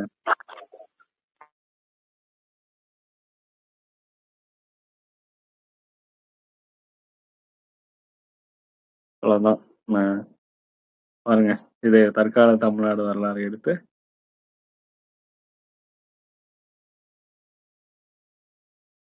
அதுக்கு முன்னாடி போயிட்டோம். சரி, ஓகே. இவ்வளவுதான் அண்ணா. நம்ம அண்ணாவுடைய பீரியட் வந்து கம்ப்ளீட் ஆயிடுச்சு. எப்ப இறந்தாரு? பிப்ரவரி 3. எப்ப பிறந்தாரு? செப்டம்பர் 15. இயர் 1909. அவருடைய முதல் சிறுகதை எது?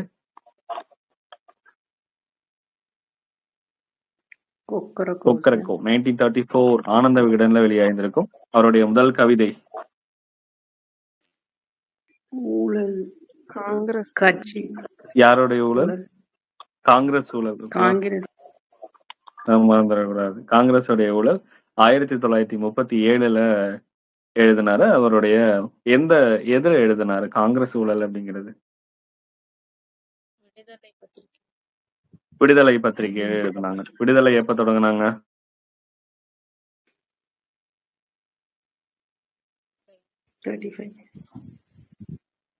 இப்ப இந்த கவிதை எழுதினது எப்ப?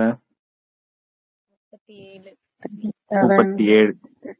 இயர் கன்ஃபியூஸ் ஆனா கூட எடுக்கணும். இந்த பத்திரிகை தொடங்கினதே 35 தான். காங்கிரஸ் ஆட்சிக்கு வர்றது 37 அப்படின்னு ஓரளவு ரிலேட் பண்ணி எடுக்கணும். எல்லாமே மைண்ட்ல ஸ்டோர் பண்ண முடியாது. இந்த மாதிரிதான் எடுத்தாங்க. அடுத்து அவருடைய முதல் நாடகம் சந்திரோதயம் 1943. ஆரியமாயம் அப்பதான் தடை வச்சது. 50ல தடை விதிச்சிருந்திருப்பாங்க. ஓகே. அவருடைய முதல் நாவல் கோமளத்தின் கோவல். கோபம். ஓகே. அது எழுதினாரு குடியரசிதழ். குடியரசு. குடிக்கிறனாலதான் கோபப்பட்டாங்க அப்படின்னு எடுத்துக்கோங்க.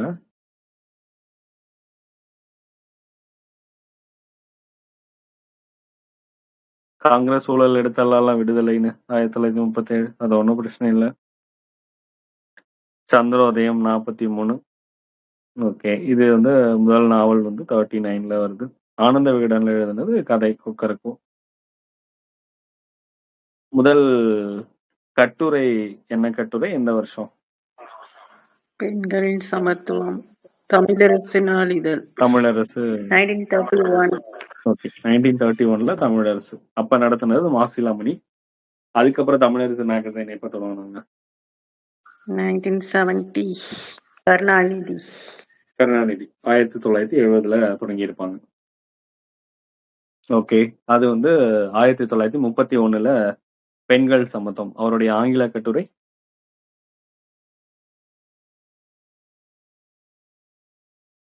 Moscow parade.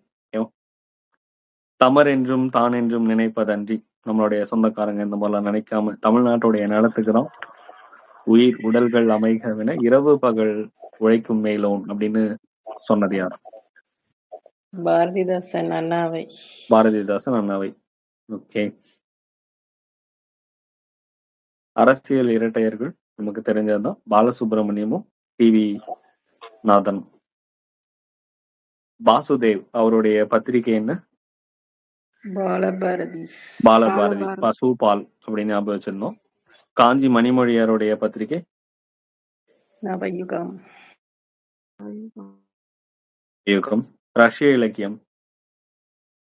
பாவாணன். அதுக்கு அணிந்துரை எழுதுனது அண்ணா. முறையா மொழிபெயர்க்க போனார்ல, யாருக்கு, அவர் யாரு, எப்ப? வரதராஜன் தானே சார்?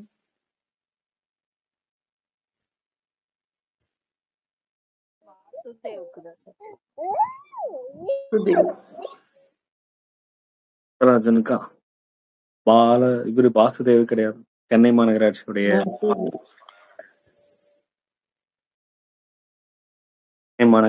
மேயரா இருந்திருப்பார். ஓகேவா? சென்னை மாநகராட்சியில கான்ஸ்டியூஷன்ல உள்ளாட்சி அமைச்சு கொண்டு வந்ததுக்கு அப்புறம் முதலா மக்களால் தேர்ந்தெடுக்கப்பட்ட மேயர் யார்? எம்கே ஸ்டாலின். சிஎம் எம்கேஎஸ் திட்டம் இந்த வருஷம்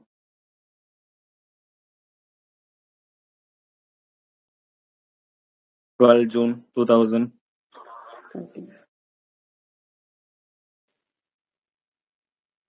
24 கிடையாதா? 24 தான். 24. ஓகே. மண்ணுயிர் காத்து முதலமைச்சருடைய மண்ணுயிர் காத்து மண்ணுயிர் காப்போம் அப்படிங்கிற திட்டம் தான் சீஃப் மினிஸ்டர்ஸ் எம்கேஎஸ். ஓகேங்களா? முடித்து விடலாமா? தேங்க்யூ.